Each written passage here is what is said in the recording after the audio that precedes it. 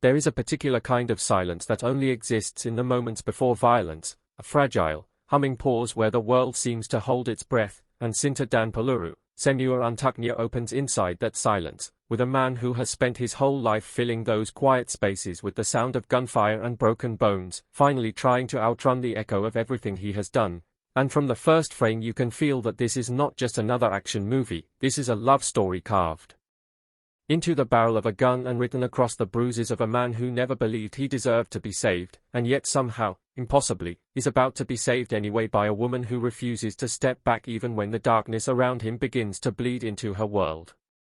Before we continue, please subscribe to my channel Bongo Gaming, and let us know where you are listening from in the comments. So, this film, released in the year we keep calling the year where Indonesian cinema finally looked the global market right in the eye and refused to blink, 2025, arrives with a title that already feels like a promise and a warning at the same time. Love and Bullets, All for Her. And if that sounds melodramatic to you, the movie leans right into that, like it is saying, yes, of course it is melodramatic, love is melodramatic, bullets are melodramatic, and when you put them together in the same sentence, in the same apartment, in the same heartbeat, you are not supposed to walk away feeling calm, you are supposed to walk away shaken, torn up, and maybe a little more in love with cinema than you were 2 hours before, and that is exactly what this movie tries to do, sometimes elegantly, sometimes clumsily, but almost always with its heart bleeding all over the screen in the best possible way. Set primarily in a Jakarta that is at once painfully real and heightened into a neon-drenched dream, Cinta dan Peluru, untuknya dropped into cinemas with a kind of quiet confidence, not marketed as some massive tentpole blockbuster, but as this contained, character-driven action romance, the kind of movie that, on paper, sounds like a familiar formula: retired assassin, traumatized past, beautiful woman in danger, reluctant bodyguard, cohabitation hijinks, and yet the more time you spend with it, the more you realize the film is less interested in being clever with plot twists and more obsessed with asking a single, aching question over and over again: can someone who has destroyed so many lives really learn how to protect just one person without destroying himself in the process? We meet Raka in what might be one of the most quietly effective opening sequences to come out of Indonesian action cinema in recent years, not in some warehouse full of corpses, not in the middle of a spectacular firefight, but behind the counter of a tiny coffee shop tucked into a forgettable corner of the city, wearing an apron that looks slightly too clean for someone with the scars he carries, moving with the precision of someone who has spent years training his hands to kill, now using that same precision to weigh coffee beans and steam milk, and the camera stays close on him, on his hands, on his eyes, the way they track every movement in the room out of habit, the way he forces himself to look down when strangers walk in, like he is afraid that if he looks too closely he will see ghosts where there are none. Little by little, the film lets us feel that he has carved out a kind of fragile peace for himself, routine, an anonymity that feels almost sacred, but like every story about a man trying to leave violence behind, you can sense the inevitability of the intrusion coming, and it arrives in the form of Kira, a woman who walks into his coffee shop like she has never been afraid of anything in her life. A tailored suit cutting through the morning crowd, phone pressed to her ear, trading sharp commands in the brusque, clipped tone of someone who has built an empire by never letting anyone see her hesitate. Kira is a tech and logistics CEO, the kind of boss who built her company from the ground up, whose face you have probably seen on business magazine covers in this universe, and the film does a beautiful job in its early scenes of showing how her confidence is almost like armor, how she uses it to move through boardrooms that were not built for her, how she is constantly surrounded by people and yet carried by this deep, private loneliness that mirrors Raka's in a way neither of them recognizes. At first, their first interaction is not some swoony, slow-motion moment, it is awkward, almost banal. She complains politely about how strong the coffee is, he quietly adjusts the recipe the next day without a word, and this small, almost throwaway detail is one of the first signs of what the film does so well, which is letting their connection grow out of 1,000 tiny, human gestures rather than forcing them into instant cinematic destiny. Of course, because this is a movie called Love and Bullets, the bullets are never far away, and it does not take long before the violence that has been orbiting Kira's life finally collides with hers in a way she can no longer ignore. We start hearing glimpses of it through news reports playing in the background of scenes, a rival company accusing her of sabotage, whispers of an upcoming merger that could either make her unstoppable or destroy her career, and scattered throughout are these strange little accidents: a car that almost runs her over at a crosswalk, a piece of scaffolding that falls just a little too close, a fire alarm that goes off in the middle of a crucial meeting, all dismissed at first as bad luck or coincidence, until one night, in a parking garage painted in cold fluorescent light, everything escalates. In what becomes one of the movie's standout set pieces, Kira finds herself cornered by two men who move with that same predatory patience we saw in Raka's eyes earlier, and the film stretches the moment out, the echo of their footsteps, the way her heels slip just slightly on the concrete as she backs away, the tremor in her breathing that does not quite reach her face, because Kira is not some damsel in distress. She knows how to swing a briefcase. She knows how to jab a key into a throat. And she fights, she really fights, but you can feel that she is outmatched, that her world, a world of contracts and negotiations and meetings, is not designed to withstand this level of physical threat. Just when it seems like they are going to drag her into the shadows, a third figure steps into the frame, and the film deliberately withholds his face at first, showing only a silhouette, a hand closing around one attacker's wrist with a grip that stops the world, and when the violence explodes, it is shockingly fast, not stylized slow motion, but brutal, efficient destruction, a punch that knocks a knife out of a hand, a kick that sends a body slamming into a concrete pillar, a headbutt that seems to shake the camera itself, and when it is over, both men are on the ground struggling to breathe, and the stranger, of course, is Raka, apron gone, eyes blazing with an intensity we have not yet seen. What I love about this moment is how the movie refuses to let it be purely heroic, because while Kira is staring at him in shock, realizing that the quiet barista who has been making her coffee knows exactly how to dismantle trained attackers in under a minute, the camera cuts to Raka's hands, shaking, his breathing ragged, not from exertion, but from something like panic, like the past he has been burying has just ripped its way back to the surface and he is terrified of what that means. This is the point where the narrative shifts gears, when Kira, who has already been advised by her board and her closest friends to hire proper security, finally decides to take things seriously, but she does it in her own way, and this is where the film's inciting premise kicks in, the idea that instead of just hiring some random bodyguard, she is going to hire this specific man, the stranger with the haunted eyes and the impossible reflexes, because she recognizes something in him, a kind of quiet, resigned competence, and in a move that would feel ridiculous if the script and the performances did not sell it so well, she goes back to his coffee shop the next day, sits down across from him, and lays out an offer that sounds insane on the surface: be my bodyguard, be by my side every day, and because the threats are escalating and I do not trust my company's security, move into my house. Now, let us be honest, if you are watching this from the outside, that entire premise is dripping with potential for fan fiction and daydreams, the cold but secretly soft-hearted CEO and the stoic ex-assassin forced to share a living space, and the film knows that. It leans into the tension, the awkwardness, the unspoken attraction, but it also does something that makes it feel more grounded. It gives both of them very clear motivations for why this arrangement makes sense in their world, not just in a fantasy. For Kira, it is about control, about refusing to be a passive victim waiting for the next accident. It is about putting someone between her and the people who want her erased, someone she believes cannot be bought, cannot be intimidated, because she has seen how he fights when he thinks no one is watching. For Raka, saying yes is not simple, and this is where the film starts to reveal more of his backstory, in fragments, in nightmares, in the way he flinches at the sound of certain names. We learn that he was once known in the underworld as the most efficient killer his employers had ever seen, a ghost who never left a trail, a man whose legend is told in hushed, fearful whispers by people who have never actually seen his face. We are never given a complete flashback montage of his greatest hits. The film is smarter than that. Instead, we get these broken, partial glimpses: a hotel corridor bathed in red, a ring falling to the floor covered in blood, a child's drawing taped to a refrigerator that is suddenly empty, and you start to piece together that his retirement was not just a professional choice, it was an act of self-exile born out of something that went terribly, irreversibly wrong, something involving collateral damage that he cannot forgive himself for.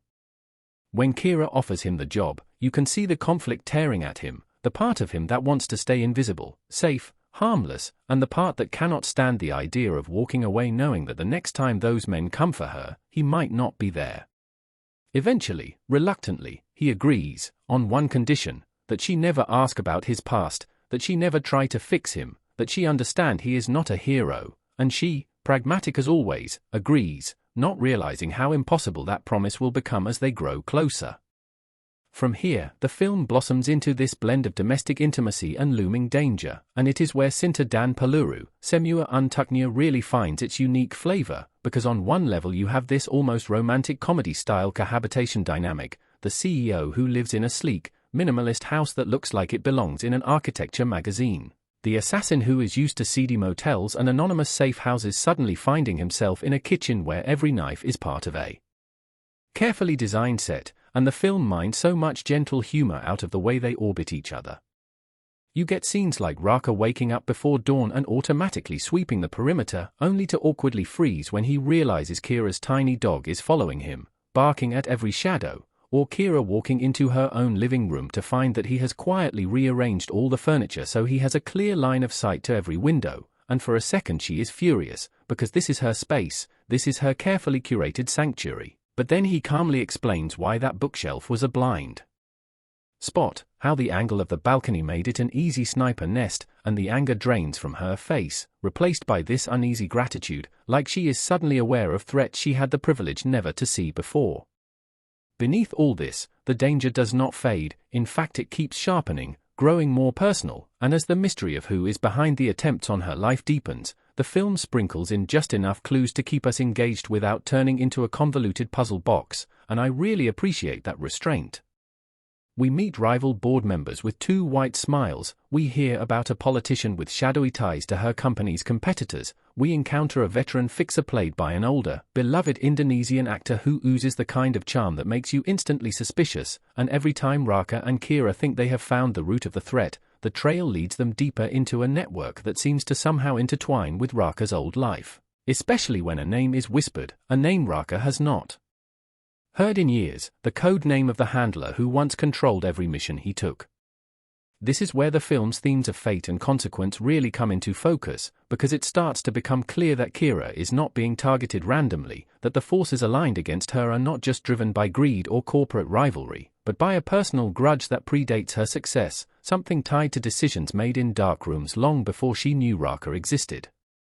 One of the most emotionally devastating mid-film revelations comes when Kira learns that the company her late father helped build, the foundation of her career and her identity, was once used as a front for the same criminal network that employed Raka, and suddenly, the line between victim and beneficiary starts to blur in ways that destabilize her entire sense of self.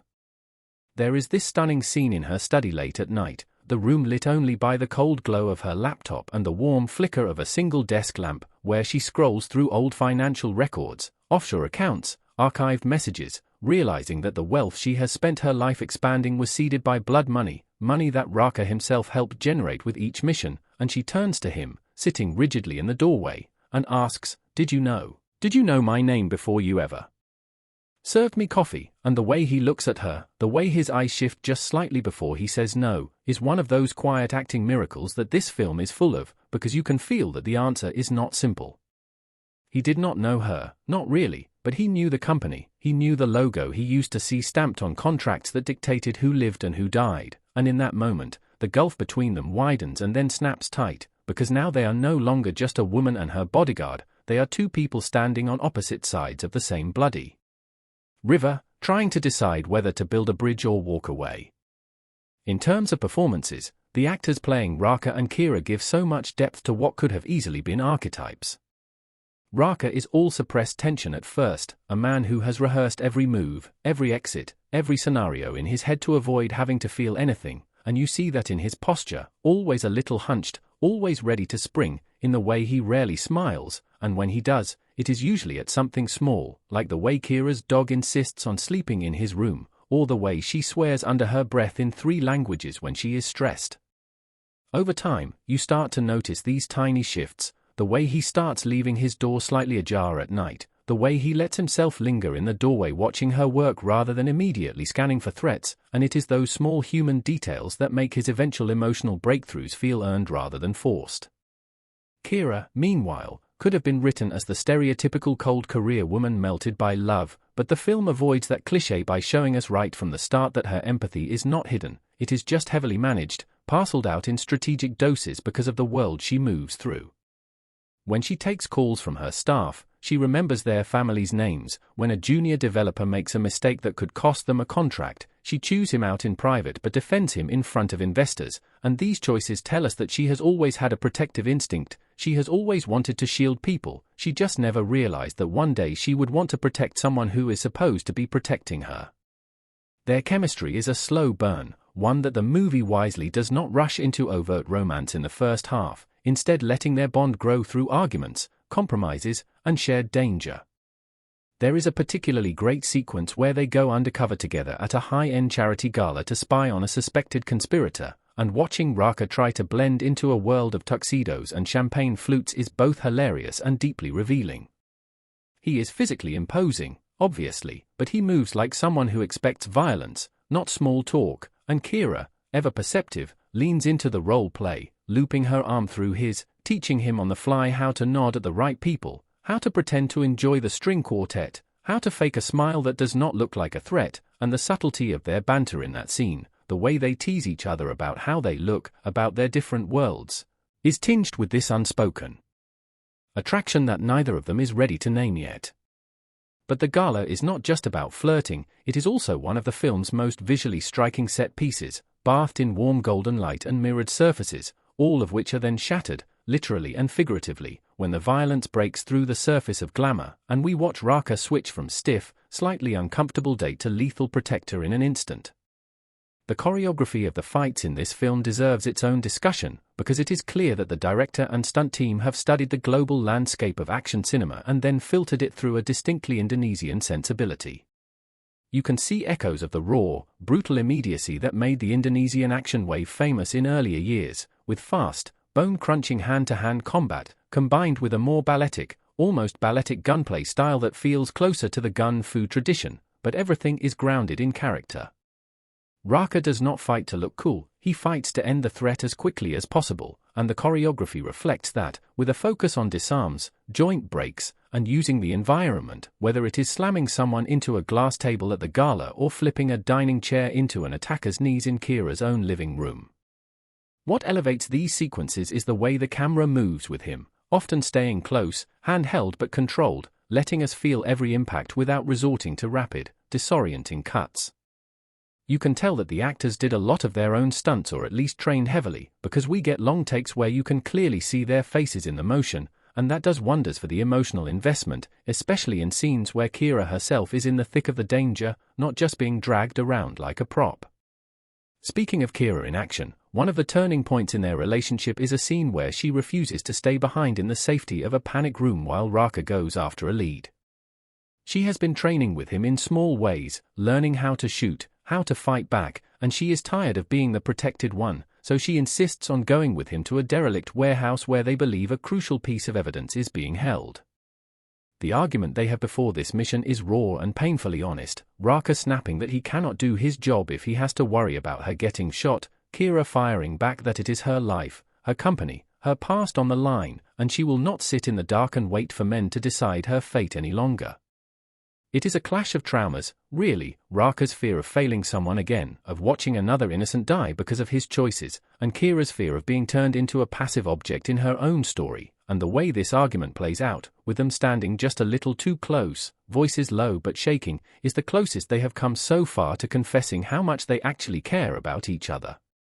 When they do go into the warehouse together, the film uses the environment to mirror the emotional stakes, shelves towering around them like the weight of their secrets, flickering fluorescent lights casting long, distorted shadows, and when the inevitable ambush comes, Kira's decision to pick up a gun and fight alongside Raka instead of ducking for cover becomes this cathartic, terrifying moment of self-determination that also deepens Raka's internal conflict. He can see that she is becoming more like him in order to survive his world, and he hates that even as he knows it is saving her life. Thematically, this is where the film really digs into questions of what violence does to the soul, and whether love can exist without either party being forced to fundamentally change who they are. Raka is convinced that he is irredeemable, that the best he can do is aim his violence in the right direction and then disappear, while Kira believes, almost stubbornly, that people are more than the worst thing they have done, that the future can be rewritten even if the past cannot. Their arguments about this are some of the most compelling scenes in the film, because they are not philosophizing in a vacuum, they are reacting to real blood on their hands, real consequences. There is one conversation on the rooftop of Kira's house, right after a particularly brutal confrontation where they have just barely survived an attack by a squad of mercenaries sent to kill them both, where Kira, still trembling, asks Raka if he ever feels anything when he kills, and he answers with this horrifyingly honest admission that he used to feel nothing, that for years he felt absolutely nothing, and that terrified him more than the blood itself, but now, with her in his life, he feels too much. He feels every broken rib, every bullet, every face, and he does not know if that makes him better or worse. The film's cinematography is quietly excellent throughout, using light and space to underscore these emotional beats. Jakarta is not just a backdrop here, it is a living, breathing character, with its chaotic streets, its glittering skyscrapers, its cramped alleyways, all captured with a mix of sweeping aerial shots and intimate close-ups. The director has a particular fondness for reflections, constantly framing Raka and Kira through windows, mirrors, even the polished surfaces of office tables, as if to remind us that these characters are always seeing versions of themselves refracted through each other and through the world's gaze. Nighttime sequences often glow with blues and purples, neon signs flickering off puddles, while daytime scenes in Kira's office feel cold and hypermodern, all glass and steel, emphasizing the fragility of safety in a world where anyone can be seen and targeted. The sound design also deserves mention, especially in the way it treats silence. Remember that opening I talked about, that humming pause before violence? The film returns to that motif over and over again, dropping out the score in crucial moments to let us hear nothing but the characters' breathing, the rustle of clothing, the faint buzz of city life beyond the walls, and then when the music does kick in, it often does so with a kind of aching swell that leans more toward romance than action. The score itself blends traditional Indonesian instruments with modern electronic textures, creating this haunting, hybrid sound that underscores the film's themes of old sins lurking beneath new success. During the more introspective scenes between Raka and Kira, the music pulls back, sometimes dissolving into a single piano or a soft, melancholic string motif, and that gives their conversations a weight that action-heavy movies sometimes lack.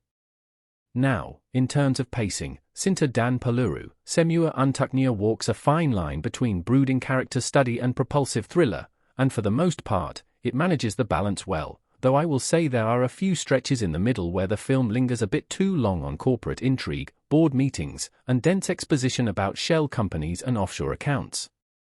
For some viewers, that level of detail will make the conspiracy feel more grounded and plausible, but for others, it might feel like the movie is momentarily forgetting that what we really care about is what all this means for Raka and Kira, personally.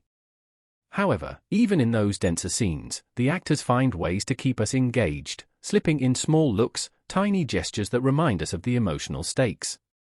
The supporting cast plays a huge role here too, especially Kira's personal assistant, a fiercely loyal, quick-witted woman who serves as both comedic relief and emotional anchor, calling Kira out when she is being too closed off, gently teasing her about the obvious tension between her and Raka, and eventually becoming a target herself because of her proximity to them.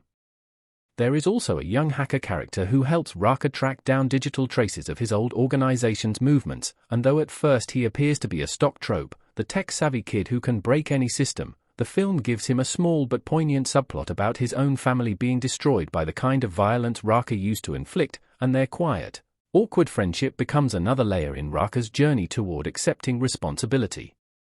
The antagonists, meanwhile, are not cartoonish, which is a relief.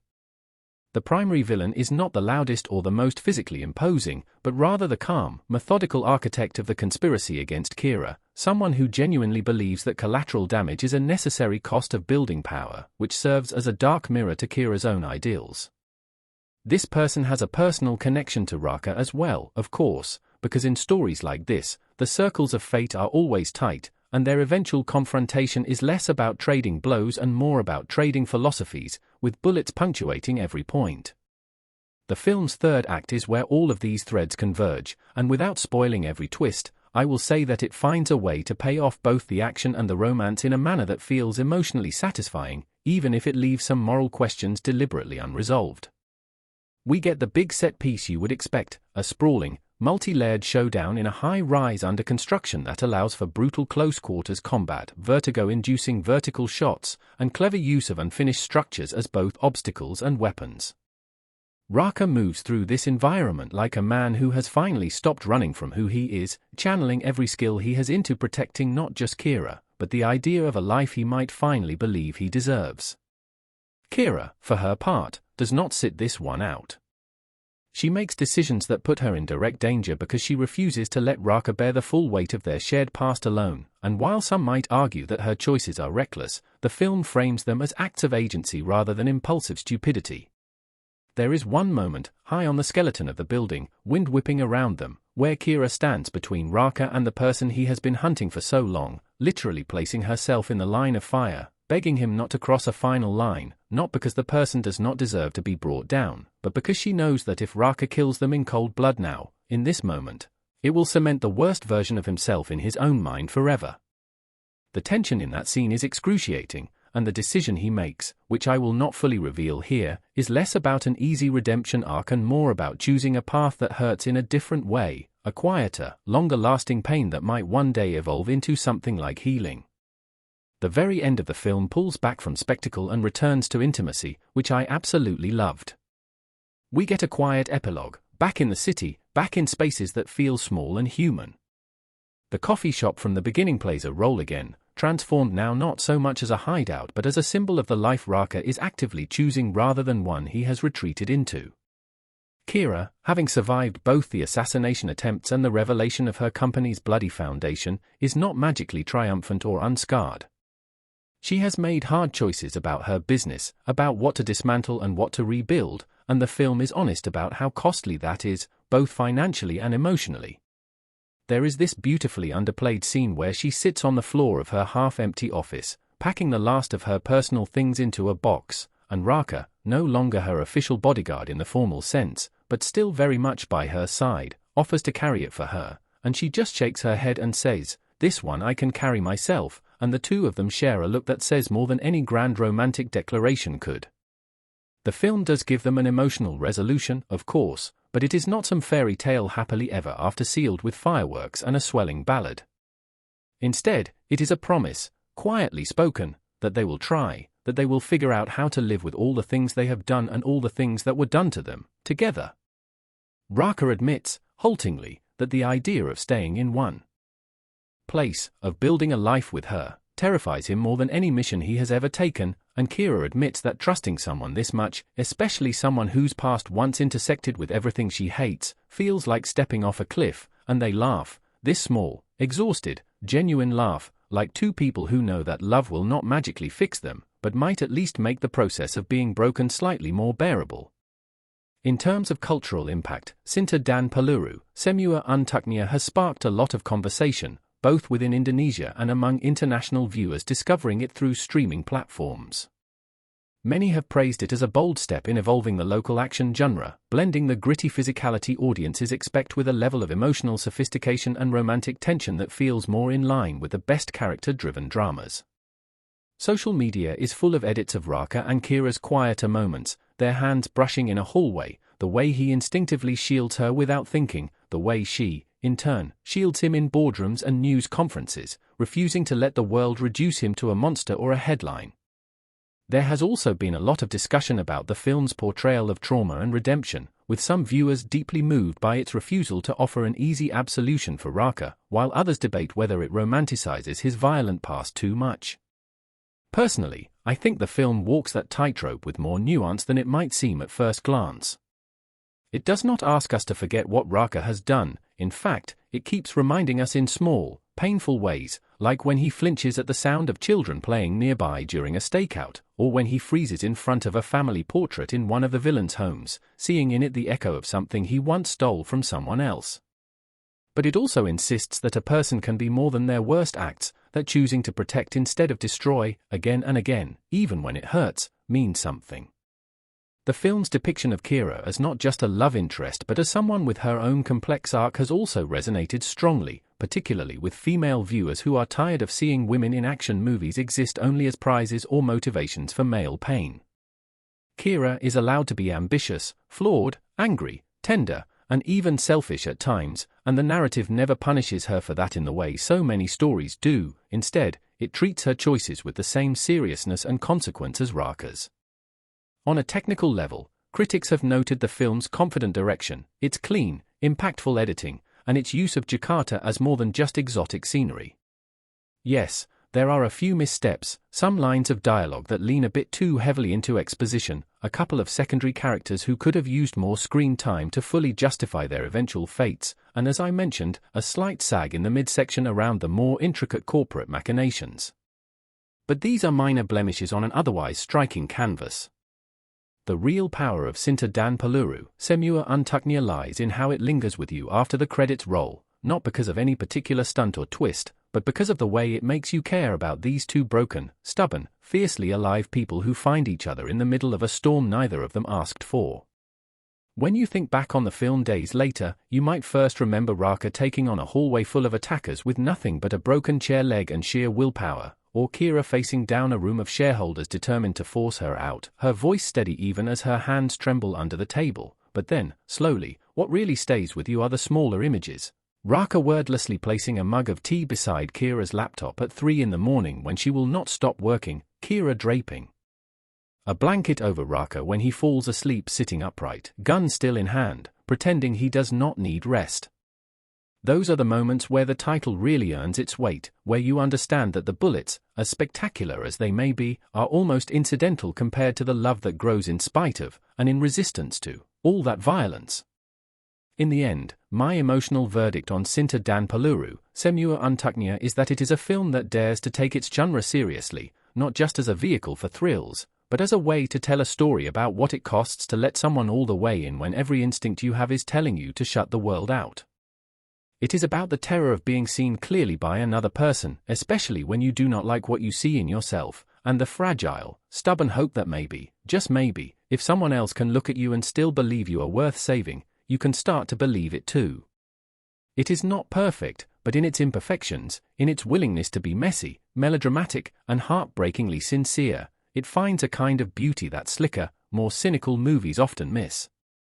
Watching Raka and Kira fight side by side, not just against hired killers and corrupt executives, but against their own fears and histories, feels like watching two people learn how to live in color after years of seeing everything in black and white, and that is a journey worth taking, whether you came for the love, the bullets, or, like me, for the incredible way this film weaves them together into something that feels both familiar and entirely its own.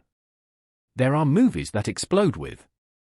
action and there are movies that quietly tug at your heart, and then, once in a while, a film comes along that loads its gun with both gunpowder and emotion and pulls the trigger straight at you, and that is exactly what Cinta dan Peluru, untuknya, tries to do. It's a film that doesn't just ask, how far will you go to protect the person you love, but pushes that question right to the edge of a rooftop at midnight, with the city lights below and a sniper scope glinting in the dark, and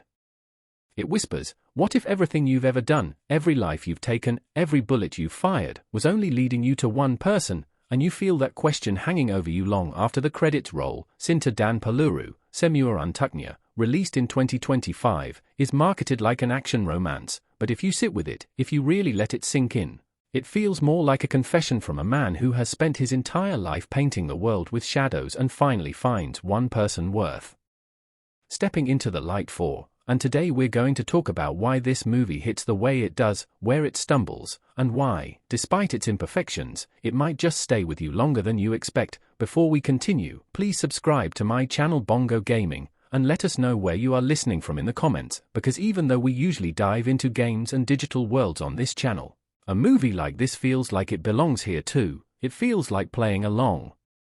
story-driven campaign on the hardest difficulty, where every decision matters, every punch lands hard, and every cutscene is soaked in emotion you didn't see coming. So let's load up, take a breath, and step into the world of Raka and Kira, where love and bullets share the same heartbeat. So, some quick background to ground us. Cinta dan Peluru, untuknya, is a 2025 Indonesian action romance thriller, directed by a filmmaker who, by this point, has clearly studied both the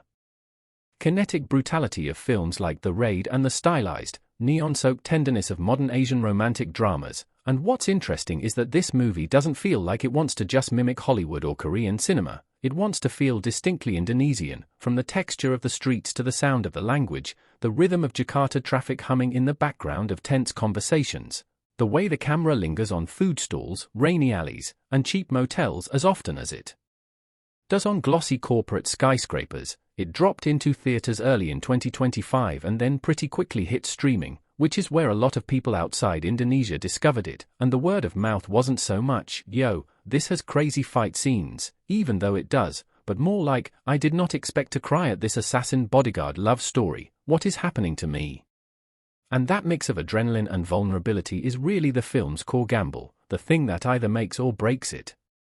for you. So the premise, on paper, sounds like something you've heard before. Raka, played with this coiled, haunted intensity by an actor who clearly put his body and soul into the role, is introduced to us as a ghost. He's alive, but only technically, a man who once was the most feared killer in the underground world, a kind of whispered legend people referred to as Hantu Malam, the night ghost. The guy everyone hires when they're serious about someone not seeing the sunrise. But when we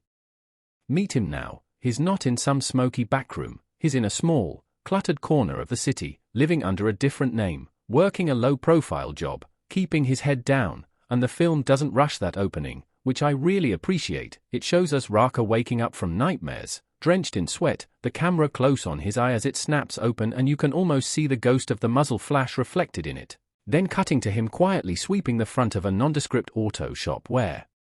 he works, or making coffee in this tiny rented room that has one window looking out over the city. There are details everywhere, the scar that runs from his shoulder down his back, the way he flinches when a motorbike backfires outside, the way he deliberately avoids eye contact with anyone, like he's afraid that if someone really looks at him, they'll see through the new identity and straight to the blood on his hands. And then, parallel to that, the movie introduces us to Kira, and this is where the balance of tone starts to become clear, because Kira is not written as some helpless damsel. She's a CEO, a woman who runs a fast-growing tech and logistics company, the kind that lives in glass towers and talks to people in a conference room with a skyline view. The camera loves her in a very different way from how it watches Raka, where he is all shadow and weight. She is light and forward momentum, walking down hallways with assistants trying to keep up, negotiating with older men who underestimate her, giving speeches in a crisp white blouse and tailored suits. But we also see the small cracks, the way she squeezes her wrist under the table when she's stressed, the exhaustion in her eyes when she's alone in the back of the car, the way she lingers on a photograph of her and a middle-aged man, presumably her father, on her desk, and it doesn't take long for us to realize that danger is already orbiting her world. There are subtle glances from security staff, whispered mentions of another warning from a rival, and this feeling that success has not just drawn attention, it has painted a target on her back. The first time Raka and Kira's worlds collide is staged like fate, but it's actually designed like a trap, and this is where the director flexes a little on structure. Kira is leaving a late-night event, the city is drenched in rain, her driver is distracted by a phone notification. The traffic is crawling, and somewhere in the crowd, a man in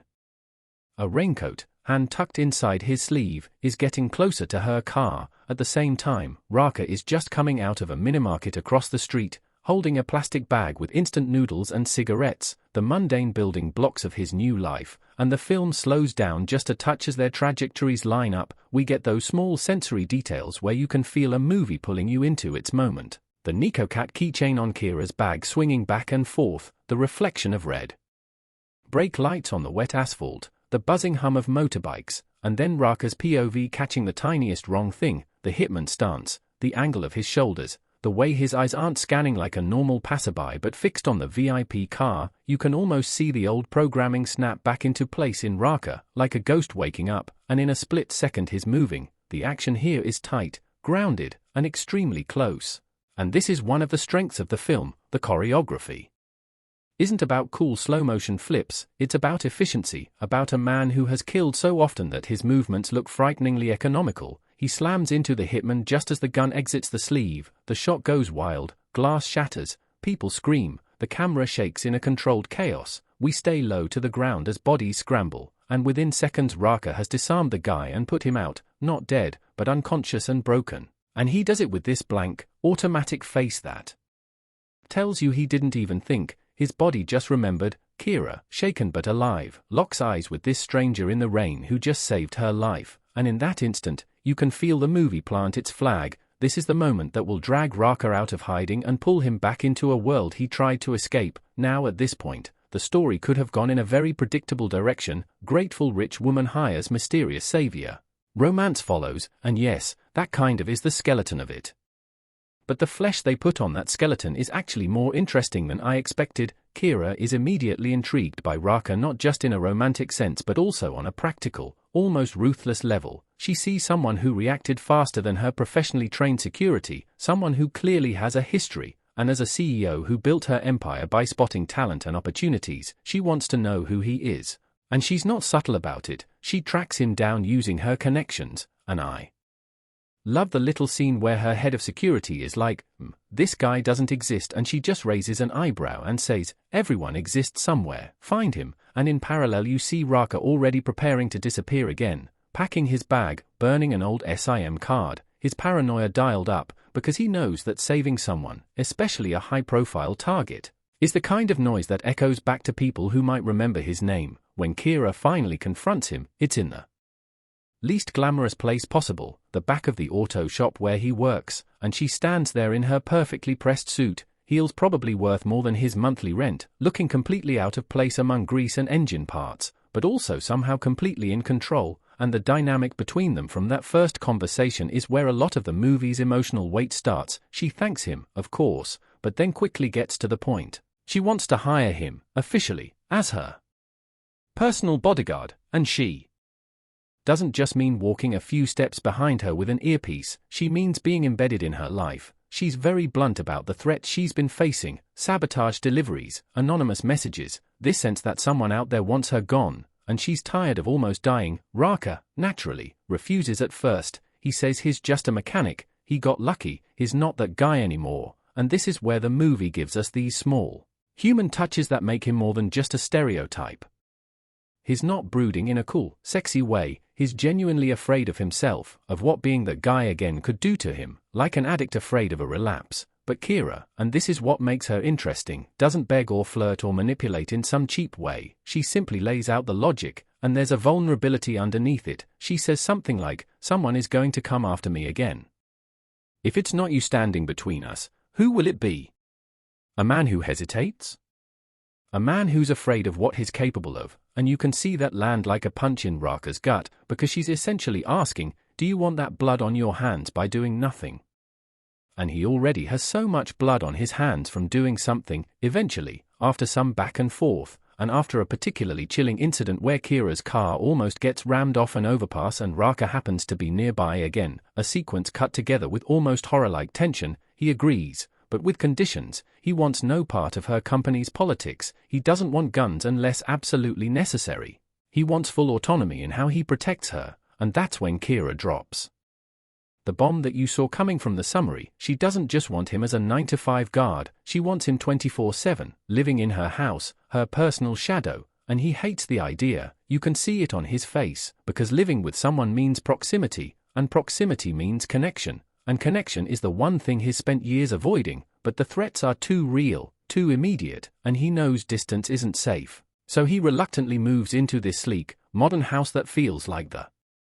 exact opposite of his tiny, cluttered room, and this is where the film starts to blend its genres more heavily. Once Raka is living in Kira's house, the movie becomes not just an action thriller but this almost domestic, intimate story about two people who have every reason not to let anybody in, slowly circling each other in the same space. One of the quiet triumphs of this film is how it uses space and blocking to show emotional distance and then gradual connection. At first, Raka's room is this converted guest room downstairs, near the entrance, almost like a guard dog kennel, while Kira is upstairs behind biometric locks. He eats in the kitchen after everyone's gone. She eats alone in the dining room or at her desk. The camera often frames them in separate parts of the house, separated by railings, glass, doorways, and then, as the story progresses, they start sharing more scenes in the same frame. Early morning breakfasts where Kira, still half asleep, shuffles into the kitchen and startles at seeing this silent man already awake, cleaning his gun while the kettle boils. Late night stakeouts where he stands by the window and she comes up beside him, the city stretching out beyond. The film understands that romance isn't just about big declarations, it's about these tiny, cumulative moments of care and recognition. All the while, of course, danger isn't politely waiting for them to sort their feelings out. The people after Kira become bolder, and the film slowly peels back the layers of why, on the surface, it seems like corporate sabotage, a rival company threatened by her rising success, some backroom deal gone wrong, and the movie gives us a charming yet oily antagonist in the form of Adrian, a polished businessman who smiles too easily and always seems to appear with just a bit too much information about what's been happening, but as Raka digs deeper, using old skills he pretended to bury, we start to realize that the web of threat wraps not just around Kira's company but around her family history, and, without spoiling too much yet, around Raka's own past in ways that feel, at times, a bit coincidental but thematically potent. Until we get to spoilers, what I'll say is this: the first half of Cinta dan Peluru, untuknya, is about building that tension, both romantic and physical, about watching Raka reluctantly become the shield between Kira and the world, and watching Kira slowly become the only person in that world he would willingly die for. There's this fantastic scene where Kira, stubborn as ever, insists on attending a public product launch event despite multiple credible threats, and Raka has to orchestrate her security like a battlefield, positioning guards, mapping exits, anticipating sniper vantage points. The event itself is a masterclass in slow-burn dread, the music is upbeat, the lights are bright, Kira is smiling on stage, but the sound mix keeps sneaking in these subtle thumps and echoes. You keep cutting to Raka scanning the crowd, his eyes narrowing on every twitch, every bag left on the ground, every nervous face, and when the attack finally comes, it's brutal and messy, more like a panic than a clean, choreographed shootout, flashes from the balcony, screaming, people stampeding, Kira getting pulled off stage as glass rains down, and Raka moving through it like a ghost with one mission: get to her, get her out alive. Scenes like that are where the movie really works as an action film. The hand-to-hand combat is full-bodied, bone-crunching, the gunfights are tight, not overlong, and you feel the stakes because the movie has taken time to make you care about the person behind the bulletproof glass. But what makes it linger, again, is what happens after. There's this shot later that night, after the chaos, when Kira is sitting in the dark of her living room, her hair messy, still wearing the now-torn dress from the event, barefoot, just staring at nothing, and Raka stands in the doorway, unsure whether to enter. She's holding it all in, trying to be the composed CEO again, but in that moment she's just a young woman who almost died in front of cameras and colleagues, whose sense of safety has been shattered, and she finally cracks, asking him, in a shaky voice, if this is just normal for him, if this level of fear and danger is just some kind of background noise that he's numb to. And Raka, who up until then has been this stoic wall, actually opens up a fraction and says something like, "You never get used to it. You just learn to move anyway." And there's this pause where they look at each other and you can feel them both teetering on the edge of something, honesty, maybe even intimacy. But then he steps back and says, "I'll be outside," and leaves, because he's still terrified of crossing that line. This push-pull, this dance of closeness and retreat, is really the emotional backbone of the film. Now, before we wade into the deeper spoiler waters, let's talk about the performances and how the movie looks and feels, because that's where it builds a lot of its identity. The actor playing Raka nails that tricky balance of physical menace and emotional fragility. He moves like a man who has spent years training his body to be a weapon. There's a weight to his footsteps, a readiness in his posture. Even when he's supposedly relaxed on the couch, you always feel like he's 3 seconds away from violence if the situation demands it. But his face tells another story. He has this tired softness around the eyes that sells the idea of a man who's seen far too much death. The way he avoids Kira's gaze in the early scenes, the way his hands tremble slightly after particularly brutal confrontations, as if his body is trying to reject the violence it just committed, all of that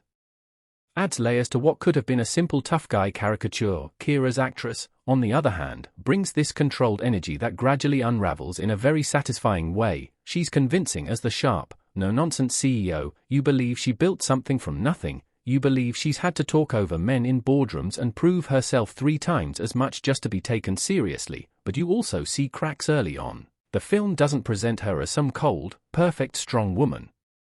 archetype. It lets her be scared, messy, overly controlling at times, vulnerable. That makes the moments when she softens around Raka feel earned rather than forced. Their chemistry isn't fiery in a melodramatic sense. It's more of a slow, simmering thing, a sideways glance here, a shared joke there, the kind of intimacy that comes from surviving things together. There's a small, Throwaway scene where she finds him patching up a cut in the kitchen at 2 in the morning and, without saying much, she takes the first aid kit from his hands and starts cleaning the wound for him. They don't look at each other at first, she just focuses on the task, but you can feel the electricity in that silence, the trust it implies. That's the kind of scene this movie is good at, the ones that happen when the guns are put away. Visually, the film leans into contrasts, neon and darkness, polished corporate interiors and grimy back alleys. Jakarta is shot like a living organism, never just background. There are overhead shots of roads weaving like arteries, motorbikes buzzing like blood cells, and within that system, our characters move like foreign bodies causing inflammation. The color grading tends to favor cooler tones in Raka's spaces, blues, grays, dim yellow street lights, and warmer, more saturated tones in Kira's work world, golds, whites, sunlight bouncing off glass, and as their lives intertwine, those palettes start to blend. By the third act, you see more warm light in Raka's scenes and more shadow in Kira's, visually telling the story of how they're changing each other. The action sequences are mostly shot with handheld cameras, but not in a lazy, shaky way. It's controlled enough that you can always track what's happening, where people are in relation to each other, which is critical in making fights feel real and tense. There are a couple of standout set pieces. One in a cramped apartment staircase where Raka has to fight off multiple attackers in a vertical space, tumbling down steps, slamming into walls, using the environment as a weapon, and another in a shipping container yard at night, red light slicing through the darkness as Raka stalks his prey among rows of metal giants. And these scenes are not just cool to look at, they're emotionally charged, because by then we know why he's fighting, who he's doing this for. The sound design deserves a mention too. Guns are loud. Not Hollywood loud, but shockingly, disturbingly loud, often followed by moments of ringing silence that make you feel the concussion. The score mixes traditional Indonesian instruments with modern synths and percussion, creating this textured, slightly melancholic soundscape that underlines both the cultural setting and the emotional stakes. There are melodic motifs tied to both characters, a sparse, almost music box-like theme for Kira that plays in softer moments, and a lower, thrumming motif for Raka that often creeps into scenes right before violence erupts. And when those motifs begin to intertwine in the soundtrack, you feel the story doing the same. Alright, let's push deeper into the story now. And this is where we venture into spoiler territory, so if you want to go into Cinta dan Peluru, untuknya, completely blind, this might be where you pause the video, watch the film, and then come back, because from here on out, we're going to talk about the reveals that reshape what you've seen. So, as Raka investigates who's after Kira, he starts to notice patterns in the attacks, the types of mercenaries used, the timing, the resources, and they start to align, uncomfortably, with the kind of operations he used to run. That alone is unsettling, but when he manages to capture one of the attackers alive and interrogates him in an abandoned warehouse, the man says something that cracks open the world. We heard the night ghost was back. They said he was protecting the target. They said this time, he has something to lose, and you see that line land in Raka's body like a bullet. Not only have his enemies figured out he's alive, they figured out the perfect pressure point, Kira. From there, the film slowly connects Kira's corporate enemies with Raka's underground past. It turns out that the rival company, led on the surface by Adrian, is backed by a consortium of shady figures, including a wealthy businessman Raka once refused to kill, or rather, tried to kill,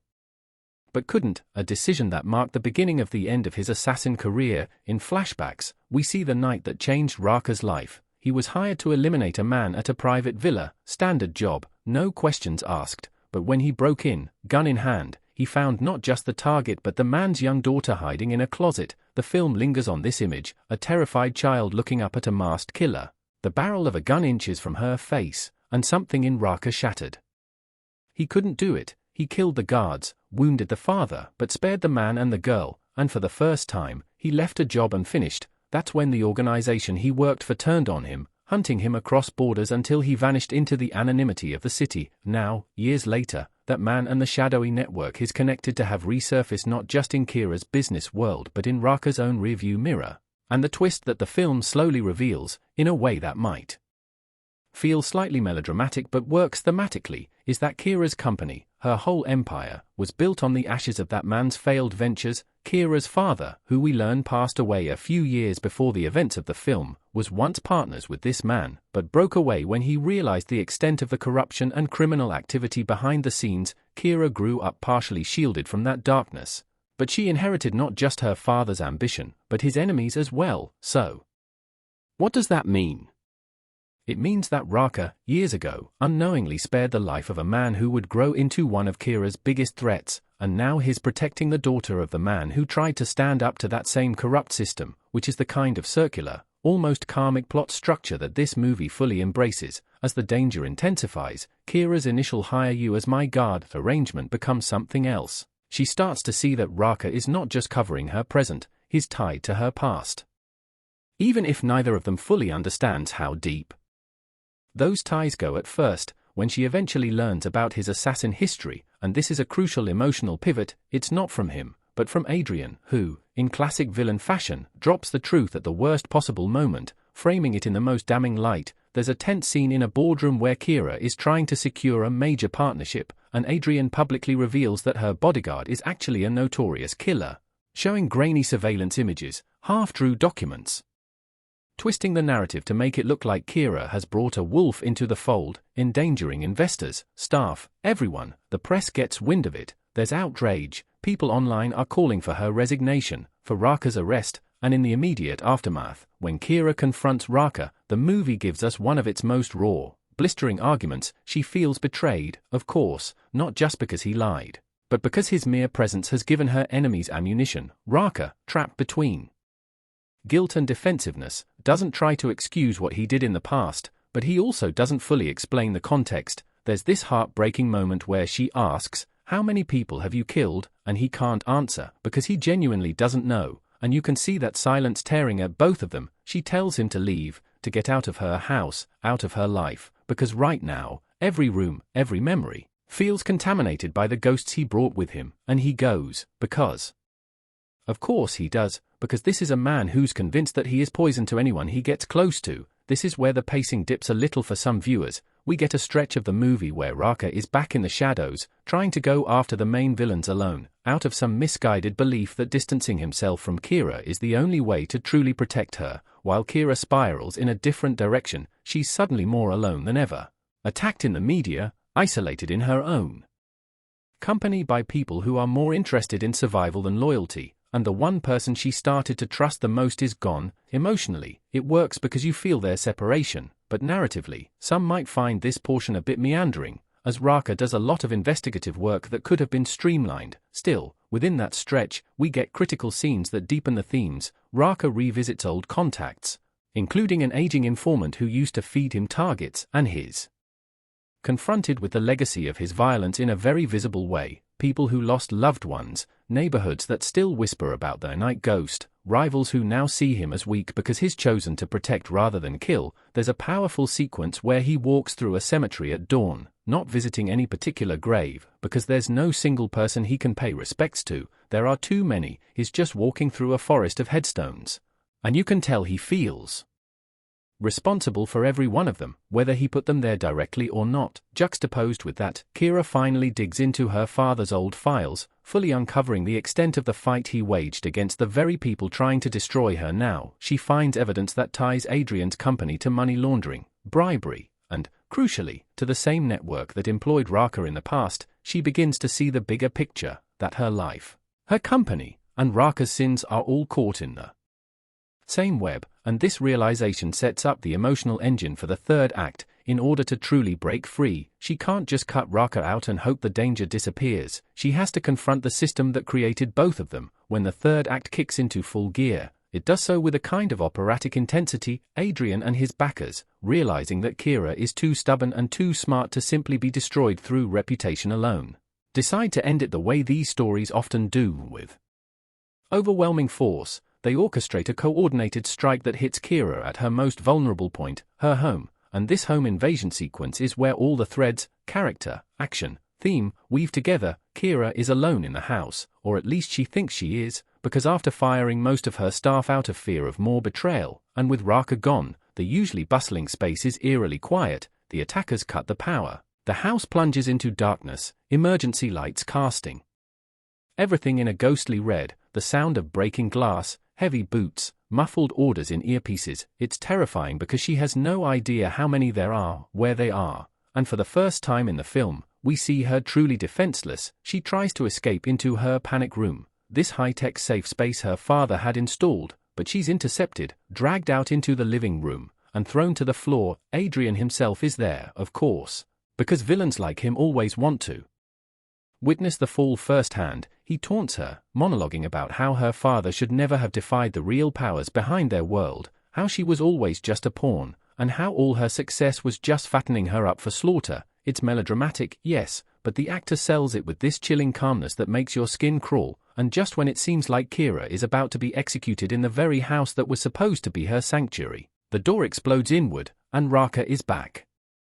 And here's where the movie gives you the cathartic payoff you've been waiting for, but it doesn't treat it like some triumphant superhero entrance. Raka's return is messy, brutal, and tinged with desperation. He's outnumbered, outgunned, and injured before the fight even properly starts. The filmmakers framed this entire sequence almost like a one-man siege. Raka moves through the house, room by room, using his intimate knowledge of the layout to his advantage, turning furniture, staircases,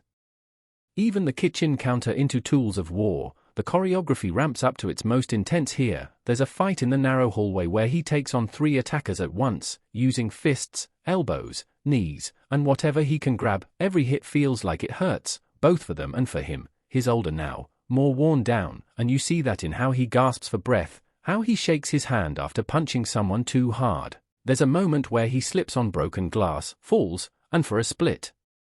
second you think he might actually die here, and that vulnerability keeps the tension alive. When he finally gets to the living room and faces Adrian, the film wisely doesn't turn it into a prolonged, fancy duel. Adrian is not a fighter, he's a manipulator, and the second he realizes the tide is turning, he grabs Kira, holding a gun to her head, trying to bargain. And this is where the movie circles all the way back to that original question: how far will you go to protect the person you love, and what will it cost you? Raka, standing there, bleeding, shakes in a way we haven't seen before, because he's right back in that villa years ago, a gun pointed at an innocent, his finger on the trigger, one life weighed against another, and you can see the PTSD flash across his face. But this time, it's different. This time, he's not the one holding the gun, he's the one who has something to lose. The standoff is agonizingly drawn out. Adrian, smug, orders Raka to drop his weapon, to get on his knees, and for a moment it looks like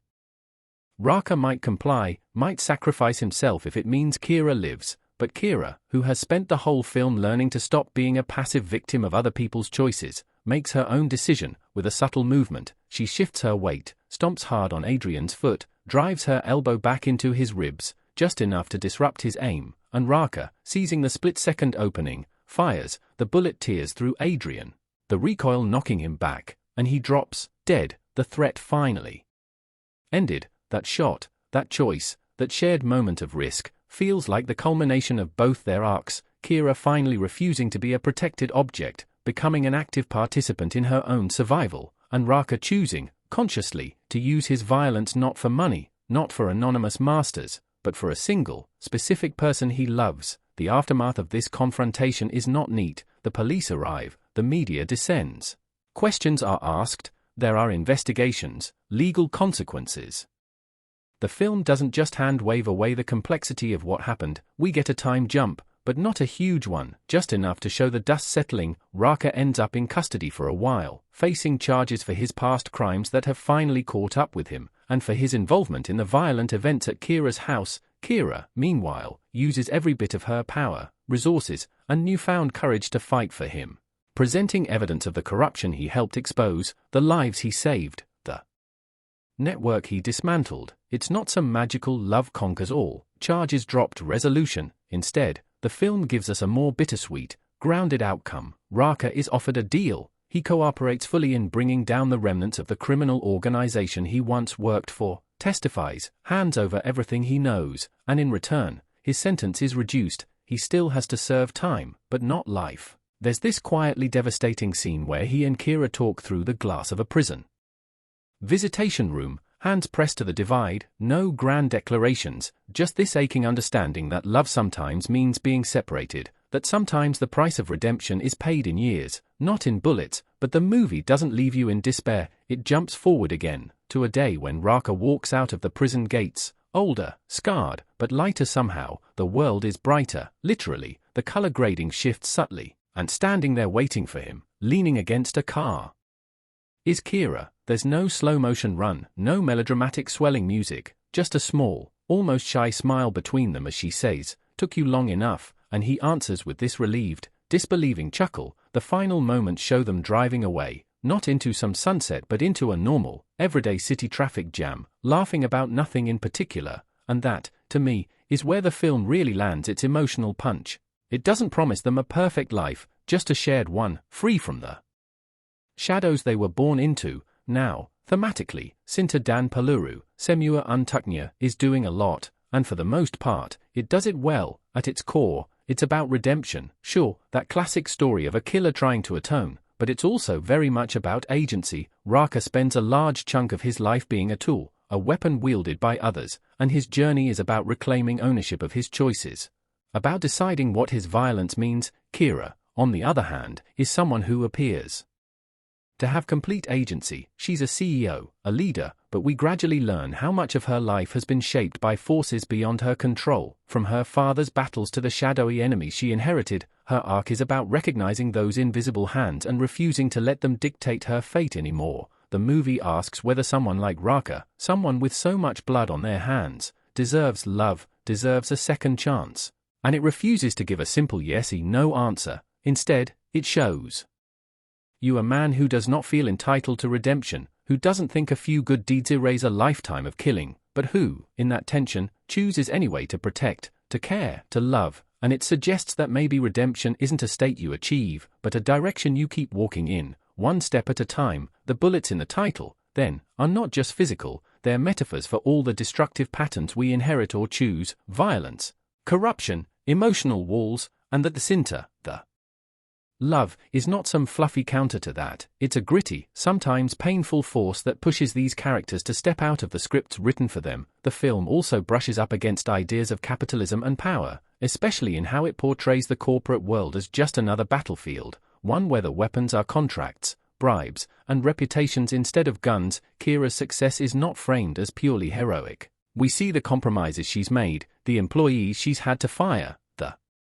long hours that have strained relationships. Success hasn't made her free, it's made her a bigger target. There's a subtle commentary here about how, in certain systems, especially in rapidly developing economies, doing the right thing in business can be the most dangerous choice, because the game is rigged in favor of those willing to go full villain. In terms of performances, beyond the leads, the supporting cast adds a lot of color. Kira's head of security, for example, could have been just a background extra, but instead he's this weary professional who's constantly torn between doing things by the book and trusting this unexplained, near-mythical outsider, Raka. There's a running thread where he and Raka butt heads over methods, but in crucial moments, he steps up, and their begrudging respect becomes one of the quieter bromance of the film. The informant from Raka's past, an older woman who runs a small warung and moonlights as a node in the city's gossip network, steals every scene she's in with her dry humor and no-nonsense wisdom, reminding us that the underworld isn't just macho hitmen but also the aunties who see everything and say nothing until the right price or the right reason comes along. As for Adrian, while he is definitely leaning into that slick corporate villain trope, the actor gives him just enough wounded pride and frustration that you can glimpse the insecure little boy underneath the tailored suit, the one who always felt like he was in the shadow of more powerful men and chose to compensate by becoming a monster himself. It doesn't excuse him, but it makes him more than a cardboard cutout. Pacing-wise, this film is a bit of a mixed bag. The first act is deliberate, almost slow, taking its time to establish Raka's solitude and Kira's high-pressure life. Some viewers might get impatient, especially if they came in expecting non-stop action from the get-go. But I think that slower burn pays dividends later when the bullets do start flying, because you actually care who's ducking behind the overturned table. The middle section, where the relationship deepens and the conspiracy unfurls, mostly balances forward momentum and character beats well, though there are definitely a couple of scenes that feel like they're repeating the same emotional beat. Raka pushing Kira away for her own good, Kira insisting she doesn't need protection. in slightly different packaging. The final act, especially the house invasion and aftermath, is propulsive and intense, but some might argue that the epilogue, with Raka's imprisonment and legal battles, could have been trimmed. Personally, I appreciated that the film didn't just fade to black right after the villain dies. It committed to exploring the real-world consequences of the story it told, even if that meant the climax was followed by a quieter, more procedural stretch. As for audience reaction and cultural impact, it's been fascinating to see how people have responded to Cinta. Dan Peluru, untuknya, in Indonesia, it quickly became a talking point not just because of the action, but because of its portrayal of a female CEO in a genre that often sidelines women into being girlfriends, victims, or plot devices. Kira isn't perfect, and that's what made a lot of young viewers, especially women, latch onto her. She's ambitious without being demonized for it. She's vulnerable without being infantilized, and she gets to be both the one protected and the one doing the protecting. By the end, online, you saw fan edits focusing not on the coolest fight scenes, but on the tiny domestic moments between her and Raka, the way he instinctively steps slightly in front of her when they're walking through a crowd, the way she absent-mindedly hands him a coffee every morning without asking if he wants one, as if it's become a ritual. There were memes, of course, people joking about wanting their own Raka bodyguard, or about Kira's audacity in just straight-up asking a stranger to move into her house because he vibes like a human shield. But underneath the jokes was a genuine affection for these characters. Internationally, the film found a niche among fans of Asian action cinema, especially those who already fell in love with Indonesian films through titles like The Raid or Headshot. Critics abroad were a bit more divided. Some praised the emotional ambition and character work, while others felt the movie tried to juggle too many tones at once, veering from hyper-violent to melodramatic to rom-com adjacent banter in ways that didn't always mesh. But even among those who were lukewarm, there was a pretty consistent admiration for the physicality of the action and the sincerity of the central relationship. In terms of cultural impact, I think one of the quietly important things this film does is it presents an Indonesian story that doesn't feel like it's trying desperately to be global. By stripping away local texture, it's unapologetically set in its own streets, its own language, its own social dynamics, and yet it resonates with universal themes. That matters, especially in a media landscape where certain countries get to export their stories as default while others are often pigeonholed. Cinta. Dan Peluru, untuknya, says, "Here is a story about love and violence and second chances, but it's also about Jakarta's breathing, living underbelly, about local power structures, about the specific way a woman like Kira navigates patriarchal expectations in that context." Does the film get everything right? No, there are definitely moments where it leans a bit too hard into melodrama, where a quieter choice would have been more powerful. There are some pieces of exposition that are delivered in slightly clunky dialogue instead of being allowed to emerge naturally. The coincidence of Raka's past connecting so directly to Kira's present will be a bridge too far for viewers who prefer their thrillers strictly grounded. And, on a personal note, I think the movie occasionally undercuts its own realism by making Raka almost superhuman in certain fights, only to remind us later that he is, in fact, just a man. But even those flaws feel like the result of ambition rather than laziness. This is a film that's swinging for the fences, trying to be high-octane and heartfelt, and if sometimes it stumbles under the weight of its own intentions, I would still rather watch that than something that plays it safe, emotionally. What lingered for me long after was not the image of Raka taking down 3 men with brutal efficiency, but the image of him sitting alone on that narrow bed in his tiny room, staring at his hands, wondering if they're capable of anything other than destruction, and then, later, the matching image of those same hands gently fixing Kira's broken necklace or subconsciously reaching out to steady her when she trips. It's those small, human gestures that sell the idea that love, and I don't just mean romantic love, but the decision to care about another person, can redirect even the most destructive forces in us. If you've ever felt like your past disqualifies you from being worthy of something good, this movie speaks directly to that fear. It doesn't lie to you and say, your past doesn't matter, because clearly, Raka's does. He goes to prison, people die because of the world he used to inhabit, but it also doesn't damn you to being nothing but your worst decisions. It suggests, instead, that who you choose to be now, in this moment, especially under pressure, especially when it costs you something, is where your soul is really defined. As a final verdict, I'd say Cinta. Dan Peluru, untuknya, is not a perfect film, but it is a memorable one. It's the kind of movie that might make you roll your eyes once or twice at a conveniently timed reveal, but then catch you off guard with a line of dialogue that hits a little too close to your own fears, or a look between two characters that reminds you of someone you once tried to push away for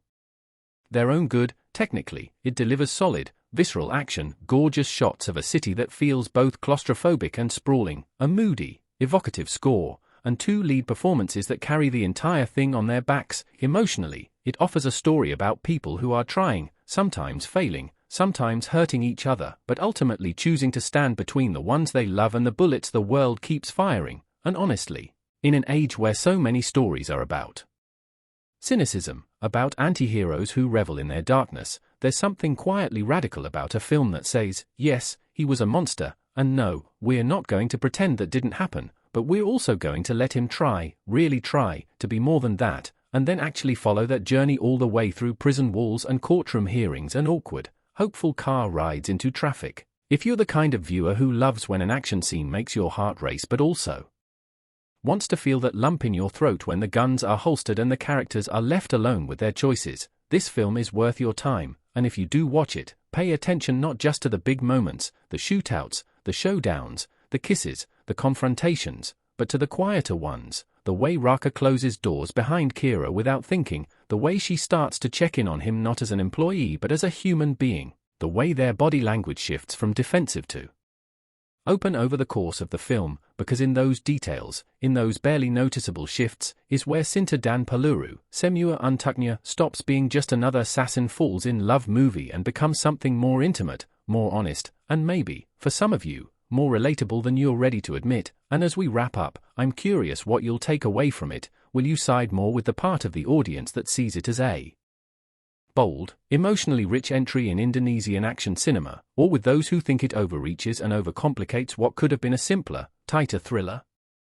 Either way, it's a movie that invites conversation, that leaves you with images and questions to chew on, and that, to me, is always a sign that a film has done something right, even when it missteps. So if you've watched it, or if you're planning to, drop your thoughts, your favorite scenes, the moments that hit you the hardest down below, because this is one of those stories that really lives on in the way we talk about it, argue about it, and maybe, quietly, see ourselves in it, whether we're the ones who feel like walking weapons trying to become protectors, or the ones who keep building towers in a world that keeps trying to knock them down. The film continues to unravel its emotional complexity in ways that consistently surprise, because just when you think you understand the rhythm of Raka and Kira's relationship, just when you believe you have mapped the territory of their growing intimacy, the narrative throws another complication into the mix that forces both characters to reckon with parts of themselves they had hoped to keep buried forever. There is a sequence roughly 2/3 of the way through the movie that I consider one of the most emotionally devastating passages in recent Indonesian cinema, and it begins with what seems like a moment of peace, a rare evening where the immediate threats have been temporarily neutralized, where Kira has dismissed her staff early and Raka has swept the perimeter twice and found nothing, and they find themselves alone in her sprawling living room with nothing to do but exist in each other's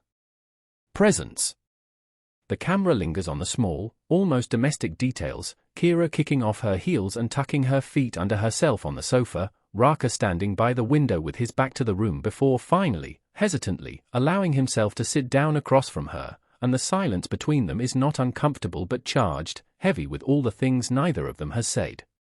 Kira is the one who breaks it, not with a grand confession but with a question that seems almost casual, asking him what he used to dream about before all of this, before the killing, before the coffee shop, before her, and Raka's answer comes slowly, like he is pulling words out of a locked vault he has not opened in years, and he tells her about a childhood memory, not of violence but of his grandmother's garden in a small town far from Jakarta, the smell of jasmine in the evening, the sound of rain on the tin roof, and how he used to imagine that one day he would have a house like that, simple and quiet, where no one would ever find him. It is such a human, fragile thing to admit, and Kira listens without interrupting, her eyes never leaving his face, and when he finishes, she does not try to comfort him or promise that he can still have that dream, because she knows better than to make promises she cannot keep, but she reaches across the space between them and places her hand over his, just for a moment, just long enough for him to feel that he is not alone in this. The vulnerability of this scene is almost unbearable to watch, because these are two people who have spent their entire lives armoring themselves against exactly this kind of connection, and here, in the quiet of a room that has seen blood and gunfire, they are finally letting the armor crack. But of course, because this is the kind of story it is, peace cannot last, and the very next morning brings a new crisis that rips them out of that fragile moment and back into the chaos of their circumstances. Kira's assistant arrives at the house with news that cannot wait. Someone has leaked internal documents to the press, documents that trace the money laundering operations her father was allegedly involved in, and suddenly Kira is facing not just physical danger but professional annihilation, her face plastered across news sites with headlines that call her a fraud, a criminal, the daughter of monsters. And for the first time we see her mask truly slip, not in front of the cameras or the boardroom, but in her own kitchen, slamming her palm against the counter and letting out a sound that is somewhere between a scream and a sob. Raka watches from the doorway, and there is this agonizing beat where you can see him fighting every instinct in his body, the part of him that knows he should stay distant, stay professional, warring with the part of him that cannot stand to see her in pain, and finally he crosses the room and does something that surprises even him. He puts his arms around her, not a romantic embrace but something rawer, more desperate, the way you would hold someone who is drowning, and she lets him, her forehead pressed against his chest, her fists clenched in the fabric of his shirt, and they stand there for what feels like an eternity while the world outside continues to burn. This moment is pivotal because it is the first time Raka actively chooses intimacy over safety, the first time he allows himself to need her as much as she needs him, and the film does not undercut it with humor or action but lets it breathe, lets us sit in the discomfort and the beauty of two people who have no idea what they're doing but are doing it anyway. The fallout from the leak forces Kira to make decisions that will shape the rest of the film, and here we see her strategic mind at work, not just as a CEO fighting for her company but as a woman who has realized that the only way out of this trap is to go deeper in. She calls an emergency board meeting, not to defend herself but to expose the people who leaked the documents, revealing that she has been quietly gathering evidence of their own corruption for months, and what follows is one of the tensest verbal confrontations in the movie, a boardroom showdown where every word is a weapon and every pause is loaded with years of betrayal and ambition. Raka is there, of course, standing at the back of the room in his usual position, but this time his presence is not just protective but symbolic, a reminder to everyone in that room that Kira is not alone, that she has someone who will go to the ends of the earth for her, and the way the other board members glance at him, the way their eyes flicker with recognition and fear when they realize exactly who and what he is, tells us that Kira has not just hired a bodyguard, she has made a statement. The meeting does not end with a clean victory, because real life and real business do not work that way, but it ends with a shift in power, with Kira no longer on the defensive but on the attack, and as she walks out of that room with Raka half a step behind her, you can feel that something has fundamentally changed in both of them. They are no longer just a woman and her protector, they are partners in the truest sense, bound by secrets and scars and the stubborn refusal to let the world define them. The following days are a whirlwind of strategic maneuvering, clandestine meetings, and near-constant danger, and the film does an excellent job of showing how exhausting this kind of life is, not just physically but emotionally. There is a scene where Kira, running on almost no sleep, snaps at Raka for hovering too close, for treating her like she is made of glass, and he snaps back, telling her that he has watched too many people he was supposed to protect die because they refuse to listen, and the argument escalates until they are both shouting, saying things they do not mean, dredging up wounds that should have stayed closed, and then, abruptly, Kira stops mid-sentence, her face crumpling, and she admits that she is terrified, not of the assassins or the lawsuits but of what she is becoming, of how easily she has started thinking in terms of enemies and leverage, and she does not recognize herself anymore. Raka's response is one of the most beautifully written lines in the film, delivered with a quiet intensity that makes it land like a punch, and he tells her that the person she was before all of this, the idealistic young CEO who believed she could change the world without getting her hands dirty, that person was a luxury she could not afford anymore. But that does not mean the new person she is becoming is worse, just different, forged in fire, and maybe, if she can survive long enough, she will find a way to be both. This exchange crystallizes the film's central tension, the push and pull between who we want to be and who we have to become, and it applies equally to Raka, who is slowly realizing that his past is not something he can simply outrun but something he must integrate, own, and ultimately transcend. The next major set piece takes them out of Jakarta entirely, into the lush, humid landscapes of a coastal province where one of the key conspirators has retreated to a heavily fortified compound. The journey there is as much a part of the film as the destination, with long, almost meditative shots of them driving through rice paddies and fishing villages, the urban grime giving way to a greenness that feels almost surreal after so much concrete and glass. They stop at a roadside stall and share a meal in companionable silence, and there is something about seeing Raka eating fried rice from a banana leaf, looking almost relaxed for the first time in the film, that hits differently, that reminds us how simple his desires really are beneath all the violence, and Kira watches him with an expression that is equal parts affection and sorrow, as if she is already mourning the man he might never get to be. The compound assault itself is a masterclass in escalating tension, with Raka initially trying to infiltrate alone while Kira monitors communications from a safe distance, but things go sideways almost immediately, guards appearing where there should be none, alarms tripping, and a frantic firefight that spills from manicured gardens into a sprawling colonial-era mansion that has clearly been repurposed as a criminal nerve center. The film uses the space brilliantly, with Raka moving through ornate ballrooms filled with antique furniture, smashing priceless vases into attackers' heads, using crystal chandeliers as improvised anchors for acrobatic kills, and there is a dark humor to some of these moments, a sense that even the movie is aware of how absurd it is to have a gunfight in a room full of Dutch colonial paintings. But beneath the spectacle, the stakes are real, especially when Kira, ignoring every order Raka has given her, enters the compound herself because she has intercepted a communication suggesting that the key witness they need is about to be executed. Watching her move through the chaos, armed with only a handgun and her own terrified determination, is almost unbearable, because we know she is not like Raka, she cannot absorb bullets like water or turn a pencil into a lethal weapon, but she goes anyway, because staying safe while he risked everything is no longer something she is willing to do. Their reunion in the heart of the compound, bloodied and breathless, is shot like a still from a painting, both of them frozen for a half-second that stretches into forever, and then Raka grabs her arm and pulls her behind a pillar just as gunfire shreds the air where she was standing, and the way he looks at her, fury and relief and something deeper all tangled together, tells us everything about how far they have come. They make it out, barely, and the film gives us a quiet aftermath sequence that is one of its most intimate, the two of them in a cheap motel room miles from anywhere, Kira stitching a gash on Raka's shoulder with shaking hands while he talks her through it, his voice steady even though the pain must be excruciating.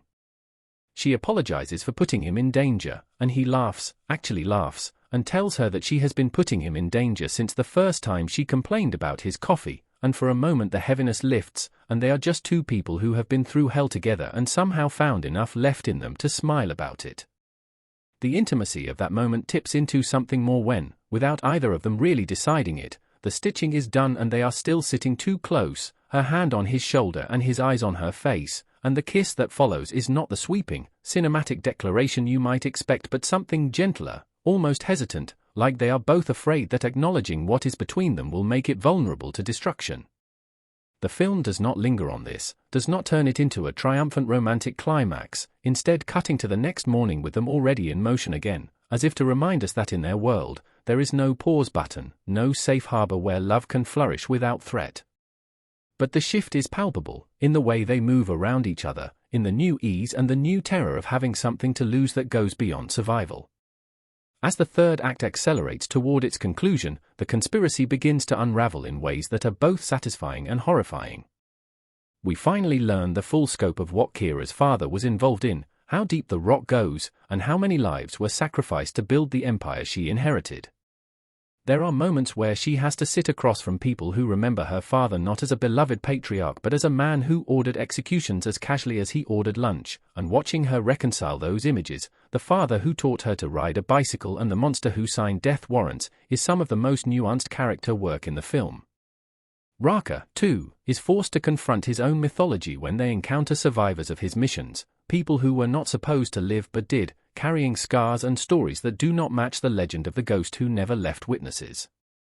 One such encounter is particularly devastating, a woman running a small clinic in a rural area who recognizes Raka instantly, not because she was his target but because he killed her husband, a man who was never supposed to be in that building, collateral damage in a job that went wrong years ago. The woman does not attack him, does not scream or call for help, she just looks at him with this tired, bottomless grief and asks if he even remembers, and Raka cannot answer because he does not specifically. There were too many buildings, too many jobs, and that is somehow worse than if he had remembered every detail. Kira witnesses this exchange, standing just out of sight, and the look on her face, the realization of who she has fallen in love with, is absolutely gutting. She does not run, though, and she does not demand explanations or absolution. Instead, when Raka finally walks away from that encounter, his face carved from stone and his hands clenched at his sides, she falls in step beside him and says nothing, just matches his pace, just stays. That silent solidarity, that choice to keep walking together even with the full weight of knowledge between them, is one of the most powerful statements the film makes about love, not as redemption or erasure but as accompaniment, as the willingness to witness someone's worst chapters and remain. The climactic confrontation I hinted at earlier takes place in that half-finished skyscraper, a location chosen deliberately for its symbolism, a tower that was meant to represent the future of Kira's company, now frozen mid-construction because of the scandal, its exposed beams and hanging cables transformed into a vertical labyrinth where the final battle unfolds. The villain, and I will not name them to preserve some surprises, has lured both Raka and Kira there with the promise of information that could clear Kira's name publicly and expose the true architects of the conspiracy, but of course it is a trap, a carefully orchestrated execution designed to eliminate both of them and bury the truth forever. The fight that follows is relentless, moving from floor to floor, with Raka improvising weapons from construction materials, pipes and chains and loose rebar, while Kira provides tactical support, communicating through an earpiece, guiding him toward vantage points and warning him of ambushes. There are moments where she has to take shots herself, her hand steady despite the chaos, and moments where she makes strategic decisions that save his life, redirecting security systems, cutting power to certain floors, demonstrating that her corporate skills have applications Raka never anticipated. The interplay between them during this sequence is electric, a dance of violence and trust that shows how completely they have merged into a single unit, each anticipating the other's moves, each willing to sacrifice for the other without hesitation. The final showdown occurs on the highest completed floor, open to the sky, wind whipping through unfinished walls, and it is here that the philosophical confrontation I mentioned earlier plays out. The villain, wounded but not defeated, offers Raka a choice, a way out that would spare his life but require him to walk away from Kira forever, to return to the shadow world and become the weapon he used to be. It is a temptation the old Raka might have accepted, a clean break, no complications, no one to protect, no one to lose, and for a heartbreaking moment, we see him consider it, see the weariness in his eyes, the part of him that still believes he is not worthy of the life he has begun to imagine. But Kira, who has fought her way up those stairs with a bullet graze on her arm and blood on her face, steps forward before he can answer and speaks, not to him but to the villain, and she says something that reframes everything. She says that Raka is not a weapon, not a ghost, not a legend, he is a man, flawed and broken and trying, and she would rather die beside him than live in a world that keeps reducing people to tools. The villain laughs, calls her naive, and raises a gun, and what happens next is the kind of action poetry that lingers in memory long after the credits roll. Raka moving faster than seems possible, putting himself between her and the bullet, taking the shot in his shoulder, the same shoulder she stitched in that motel room, and in the same motion pulling a concealed blade and ending the threat with a single, precise strike. The way he falls to his knees afterward, blood spreading across his shirt, and the way Kira catches him, lowering him to the concrete, her hands pressing against the wound, her voice cracking as she tells him to stay awake, is raw and real and stripped of any glamour. This is not a heroic sacrifice played for glory, it is messy and terrifying, and the film makes us sit with it, stretching the moments into what feels like an eternity before rescue arrives. The aftermath is not rushed.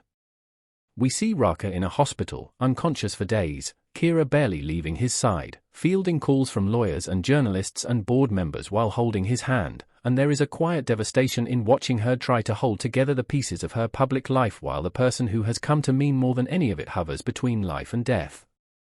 When he finally wakes, the scene is almost anticlimactic in its simplicity, just his eyes opening, finding hers, and this tiny, exhausted smile that says more than any declaration. She does not say "I love you," not in words, but she leans down and presses her forehead to his, and they breathe together, and it is enough, it is more than enough.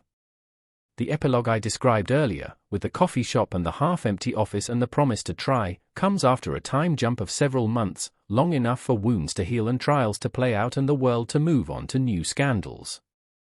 Raka's past has been partially exposed, but Kira's legal team has managed to frame him as a victim of the same system she inherited, a weapon wielded by others, and while the truth is more complicated, this narrative allows him to exist publicly without being hunted.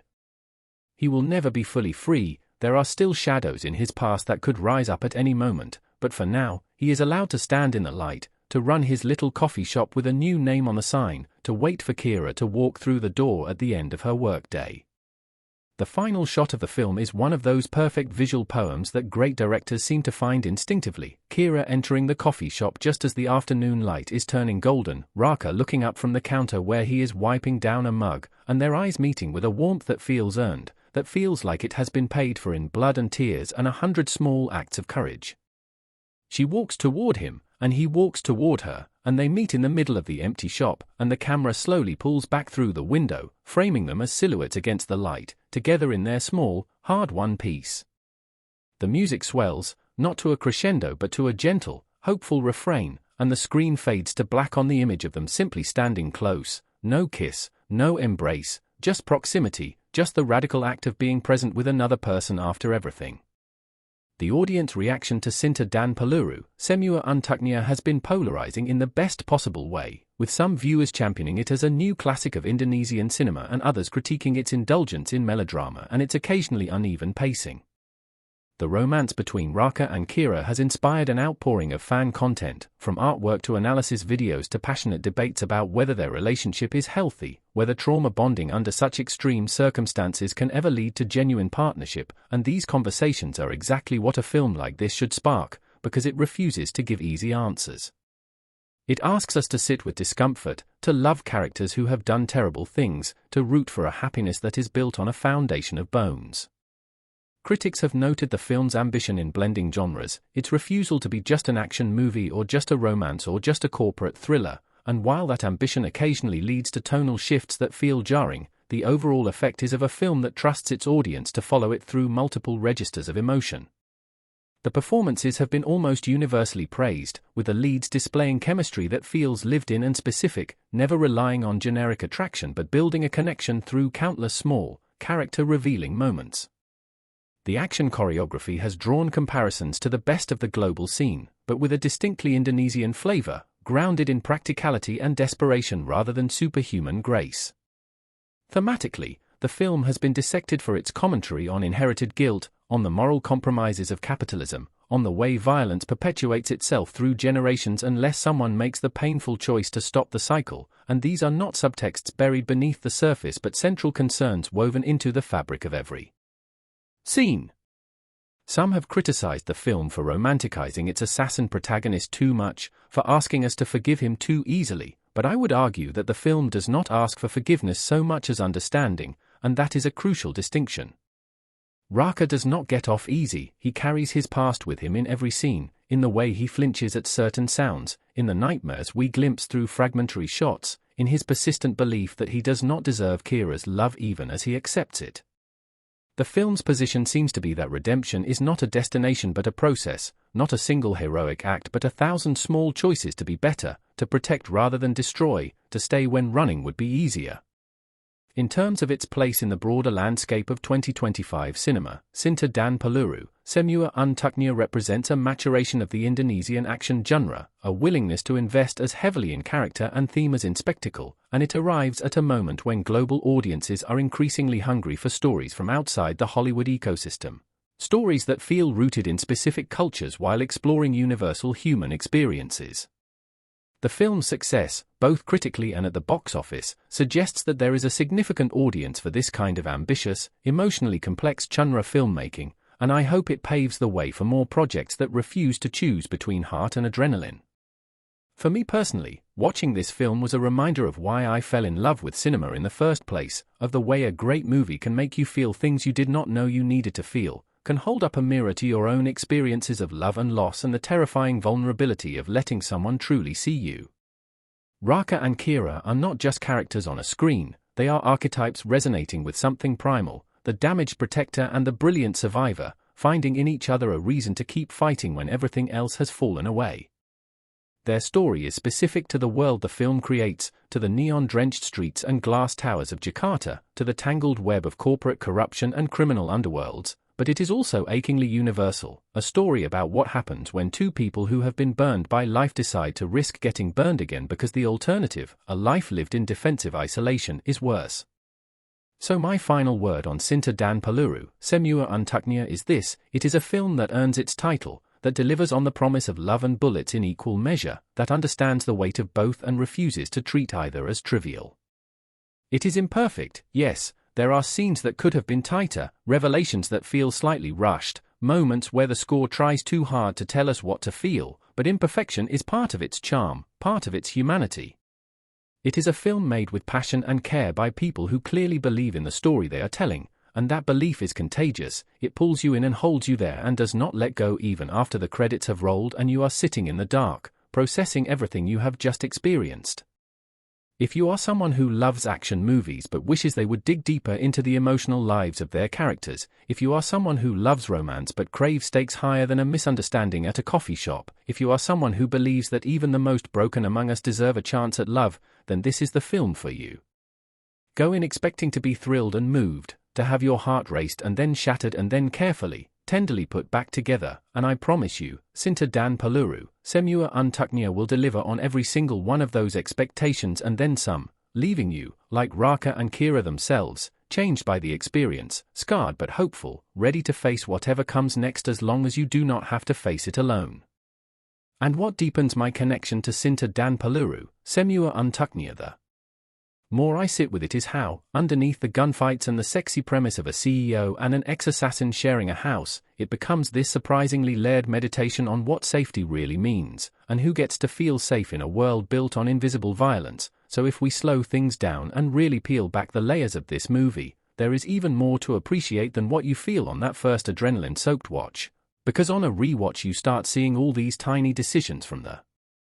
director and the writers that are quietly whispering to you. This is not just about two hot people falling in love while being shot at, this is about an economy of blood that stretches from shadowy alleys to gleaming glass towers, and about two people daring to step out of the roles that world wrote for them.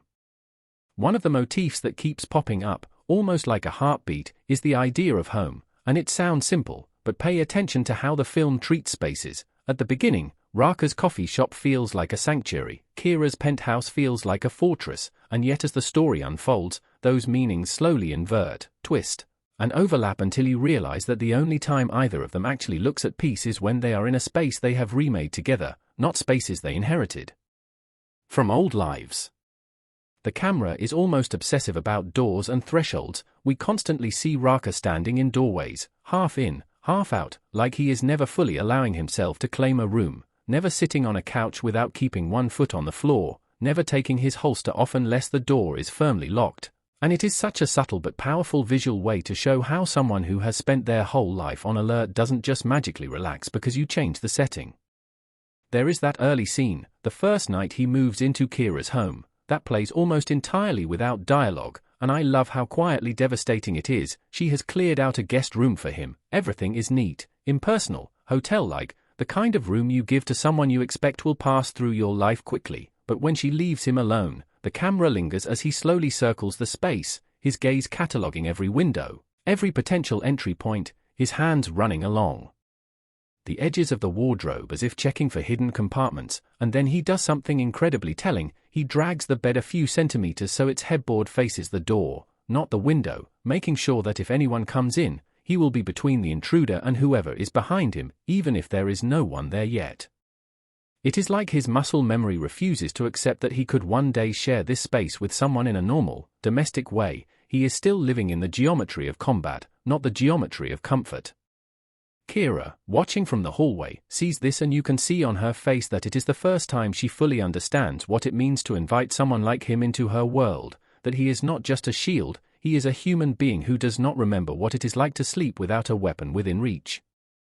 And speaking of weapons, the film has this almost poetic relationship with objects, particularly guns and everyday tools. A handgun in this movie is never just a handgun, it is an extension of Raka's identity, but also a symbol of the world he is trying to reject and constantly being dragged back into. There is a moment about halfway through where Kira picks up his gun from the coffee table, just to feel the weight of it, and you can see how alien it feels in her manicured hand, the cold metal contrasting sharply with her warmth, and Raka's reaction when he sees her holding it is not anger, it is fear, fear that this thing which has defined him for so long is now bleeding into her reality. He gently takes it back, unloads it, sets it aside, and then, in a choice that says everything about where he is emotionally, he shows her where he keeps a stun gun and a small canister of pepper spray in her purse instead, as if he is trying to steer her towards forms of protection that do not put as much blood on her soul as his methods do on his.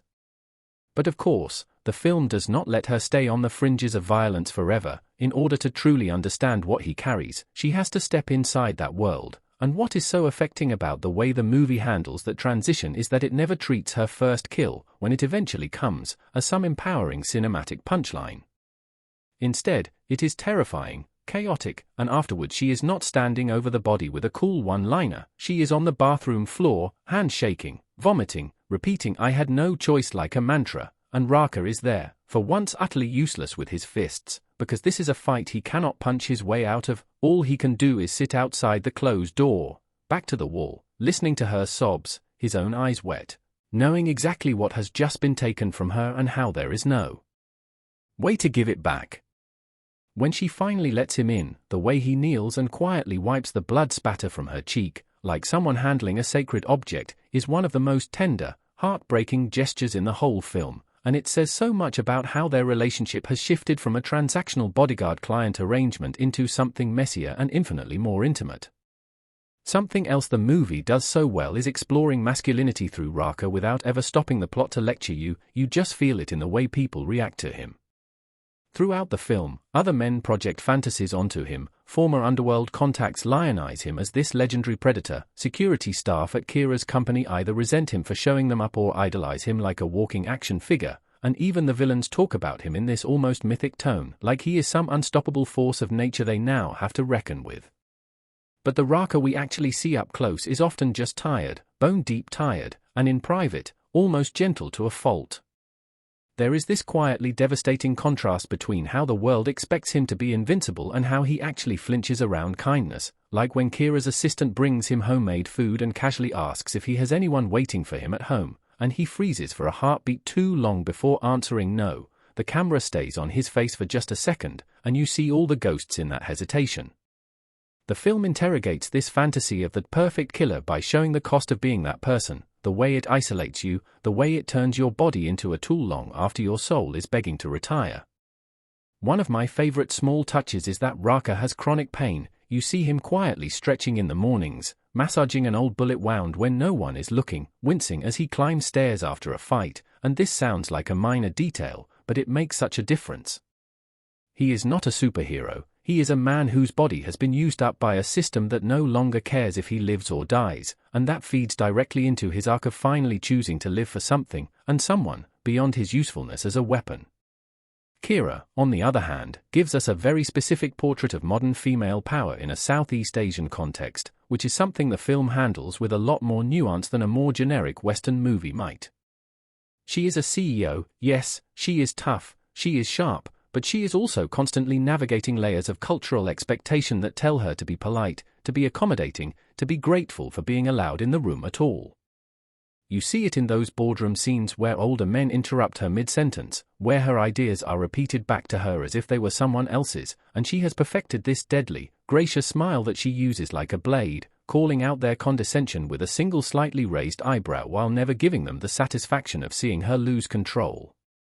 Those scenes are their own kind of fight choreography, verbal and emotional, and in some ways they are just as tense as the physical confrontations later, because you sense that Kira's whole life has been one long training montage in how to survive a world that wants her to shrink.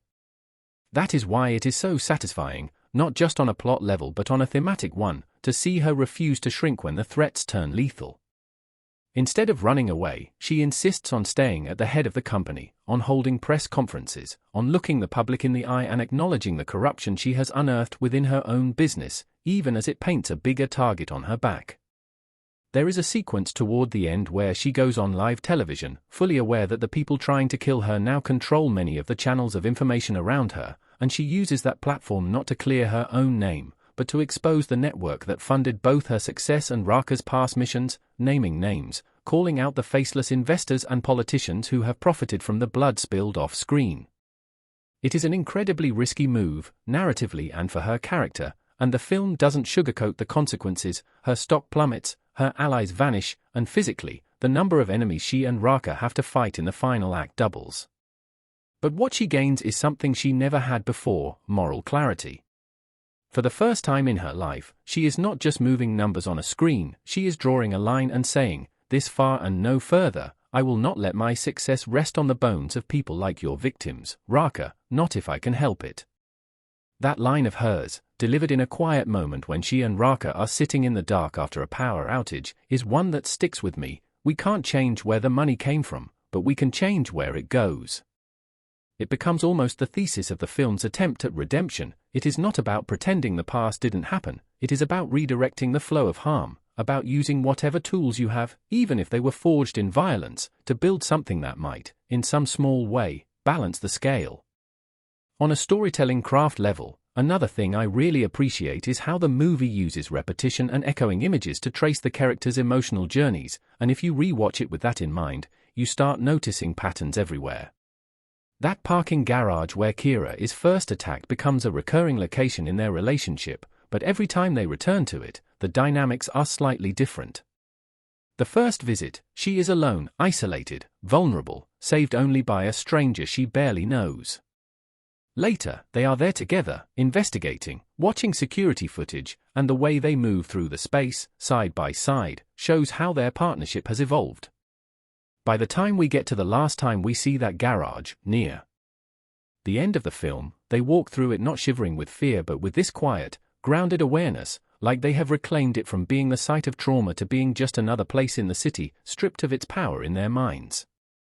The same goes for that rooftop I mentioned earlier. The first time they go up there, it is an accident, Kira needing air after a long day, Raka trailing behind out of obligation, the city sprawling below them like an endless maze of danger.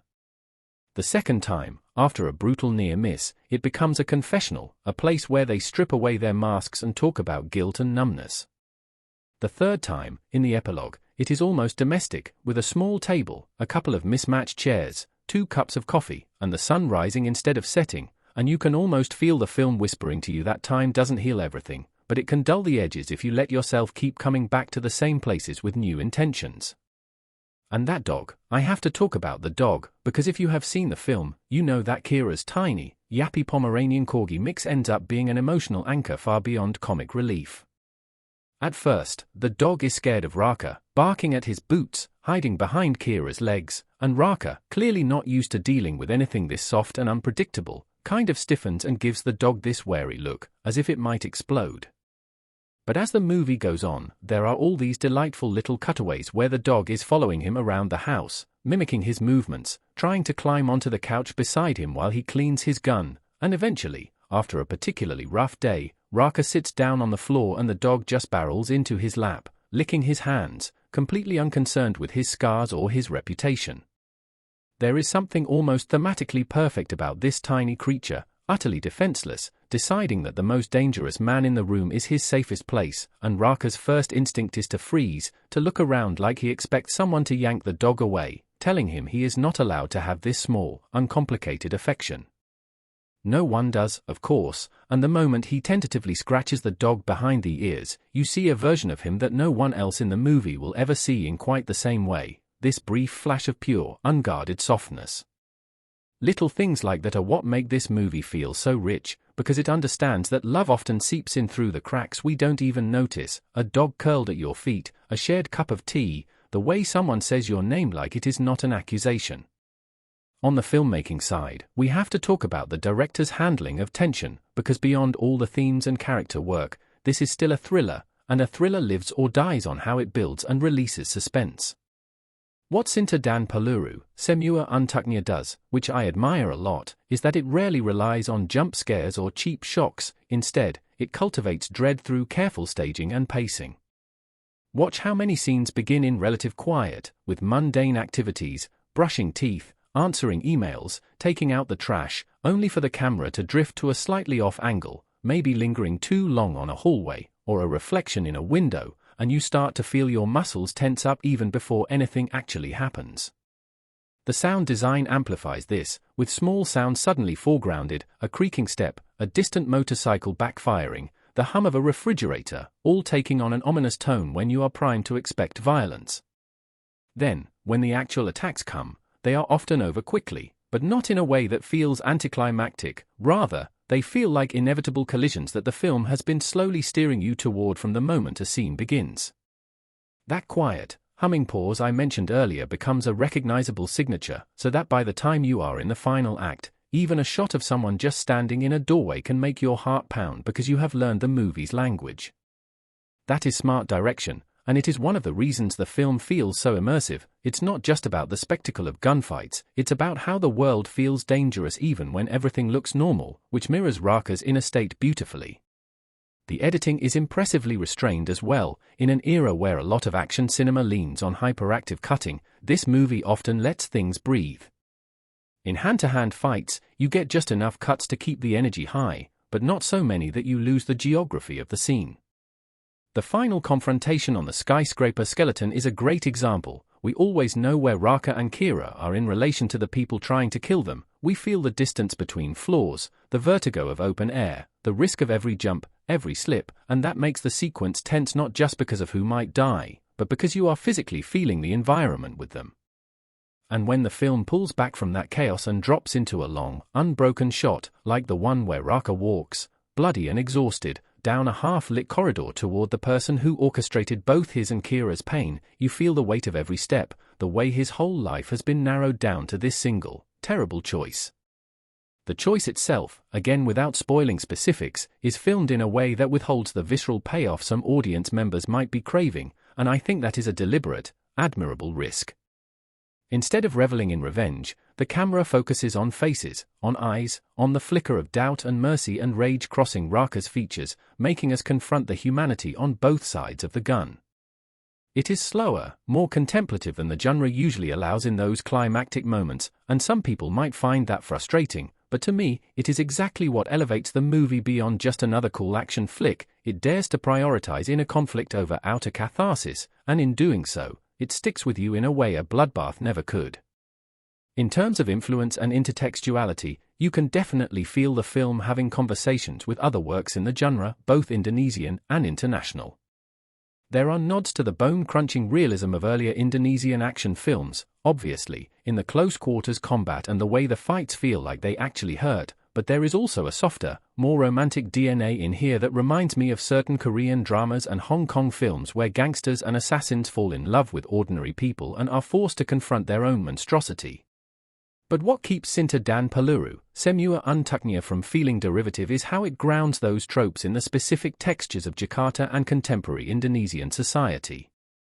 The corruption is not just some vague bad guys in suits thing, it is rooted in familiar issues like infrastructure contracts, shady land deals, and tech companies being used as fronts for money laundering. And while the film never turns into a didactic lecture, it sprinkles in just enough real-world detail to make you believe that a company like Kira's could absolutely exist, and that the criminal networks funding it could absolutely embed themselves so deeply that cutting them out would be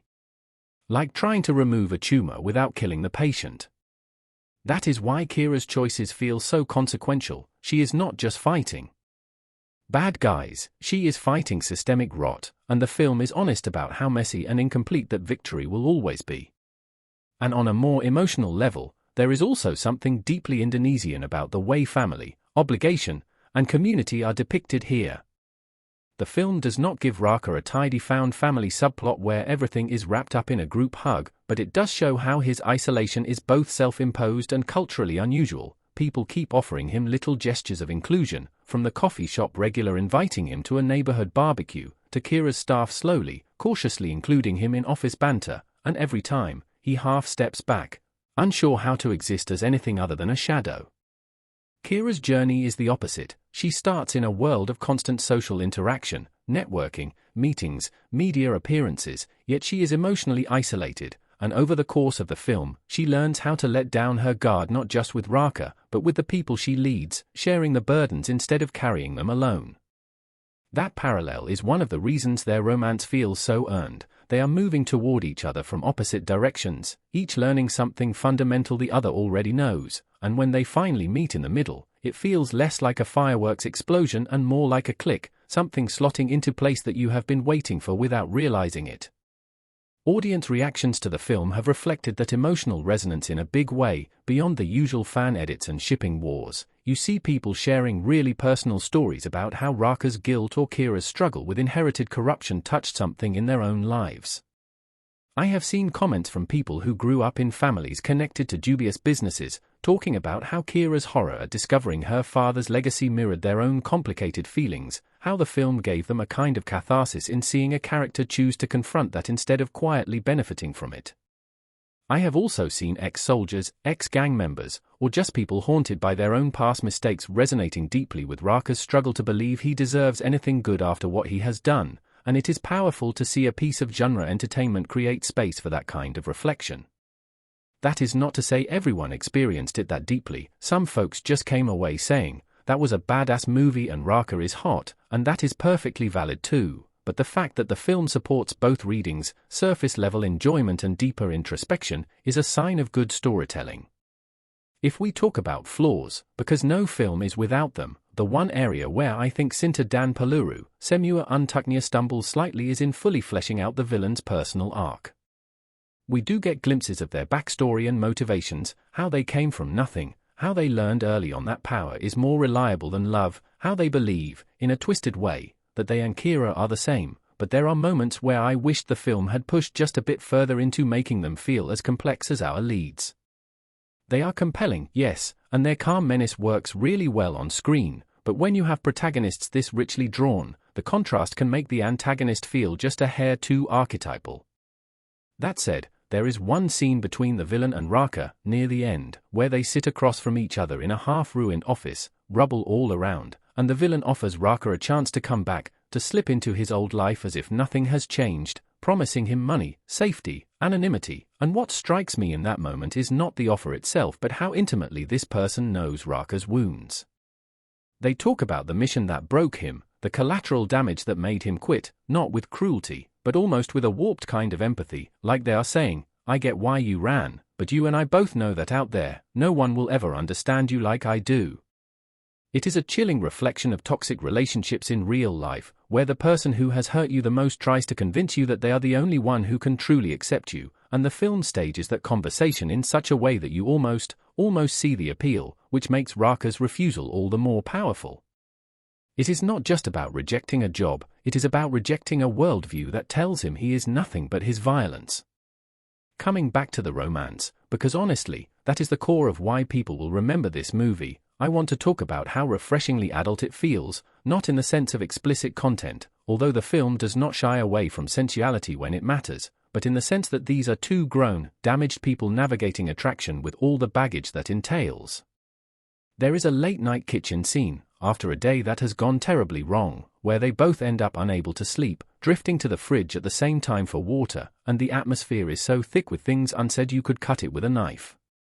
They stand there, in the glow of the open fridge door, Raka in a worn t-shirt, Kira in an oversized hoodie, both of them looking more human and less composed than we have ever seen, and for the first time, there is no immediate external threat pressing on them. They could talk about the case, they could strategize, they could ignore each other, but instead, out of nowhere, Kira admits she is scared, not of the people trying to kill her, but of what will be left of her if she survives all this. She says she is afraid that once the adrenaline fades, all she will feel is emptiness, and that line hangs in the air like a confession.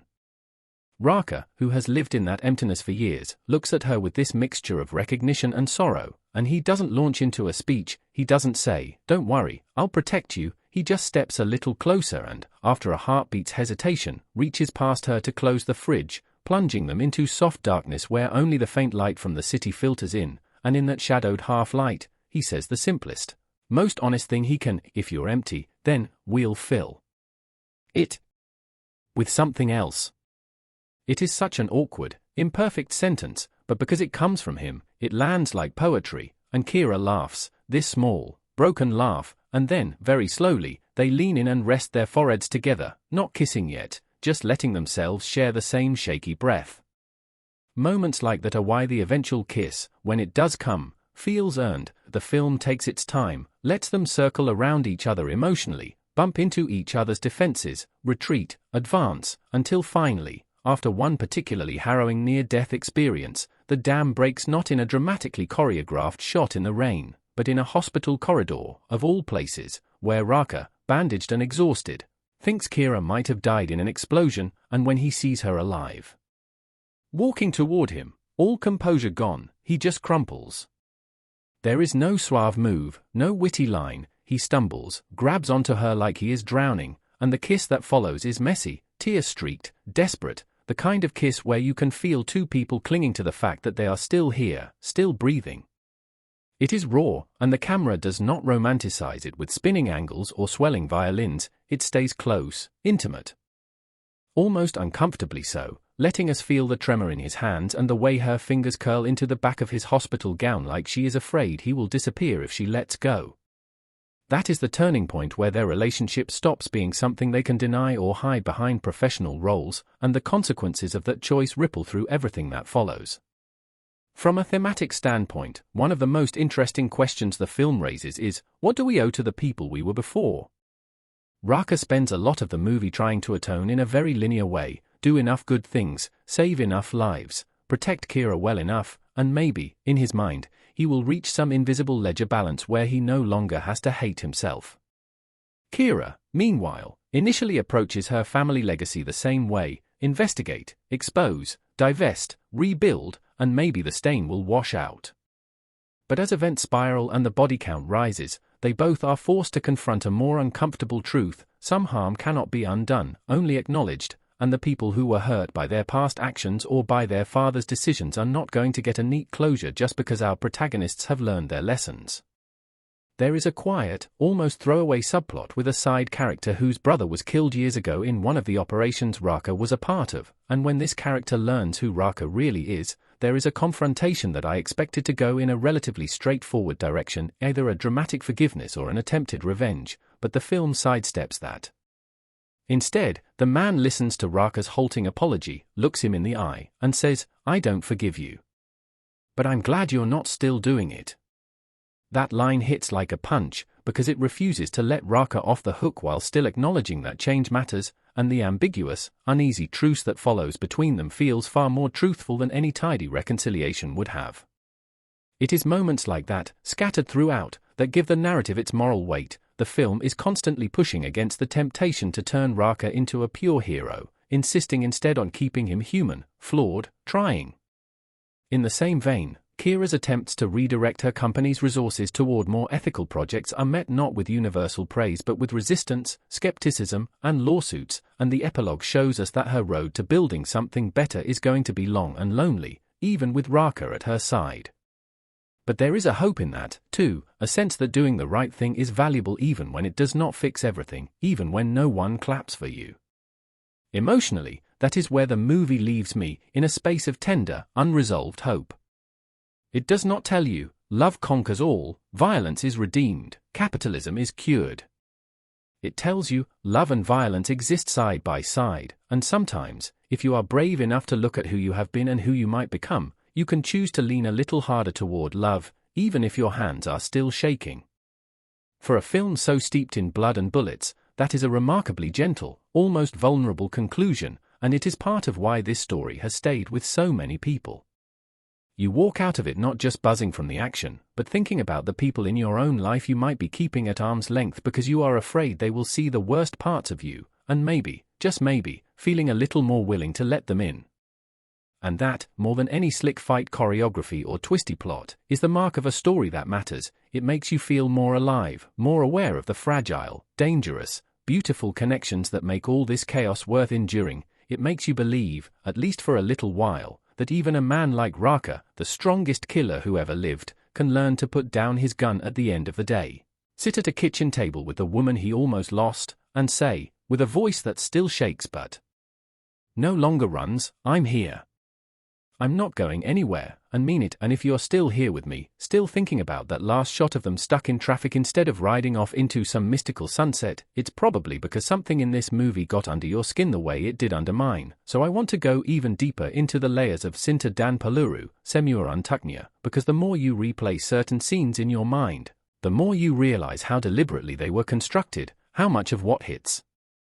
hardest isn't even what's said or done on the surface, but what sits in the pauses, the silences, the negative space between bullets and words. Like, think back to the very first night Raka spends in Kira's house, before the big attacks, before the confessions, when he's technically just an employee sleeping in a repurposed guest room, still very much an outsider. The film doesn't treat that night as some throwaway transition. It becomes a quiet psychological battleground. We see him sit on the edge of the bed, bag still half unpacked, his gun lying on the nightstand, the hum of the air conditioner unnaturally loud in the silence. He gets up, opens the wardrobe, taps the walls to check for hidden compartments, then moves methodically through the room, feeling under the mattress, checking the corners, almost like an animal sniffing out a new den. Then the camera follows him into the hallway where the house is dark, lit only by those soft, expensive recessed lights along the floor. He walks barefoot, his footsteps mute on the polished wood, and we see him mapping the space visually, counting steps from the staircase to the main door, from the kitchen to the back exit, testing the lock on the balcony door. We cut intermittently to Kira upstairs, in her own room, crouched at her desk with a laptop still open, but clearly not working anymore. She glances at the baby monitor-style feed from the house security cameras, one of which now shows a grainy black and white view of Raka's new room. She hesitates, zooms in, then quickly looks away, like she's afraid of seeing too much, of seeing him as more than a silhouette, and the score here is nearly absent, just a faint, pulsing drone, letting the tension between these two insomniacs, separated by walls but sharing the same unease, speak for itself. What's interesting is that the movie doesn't show them speaking to each other this night at all. Yet it's one of the most intimate early sequences, because we're watching two people who are both used to being in control, one of her empire, the other of his environment, having to surrender pieces of that control simply by coexisting. Later, when they do start talking more comfortably, you can feel how that first night of ghosting around each other's personal space set the tone. And then there's that rooftop scene, which, for many people, is the moment their connection truly crystallizes. It happens after the product launch attack, after adrenaline has burned off and left behind only exhaustion and a bone-deep fear neither of them is ready to name. Kira can't sleep. The camera shows her lying in bed, eyes open, listening to distant sirens, to the faint creaks of the house settling. She gets up, throws on a hoodie over her nightshirt, and slips upstairs to the rooftop terrace, one of those fancy urban gardens with a few potted plants and a view of the city that looks almost peaceful from that height. She stands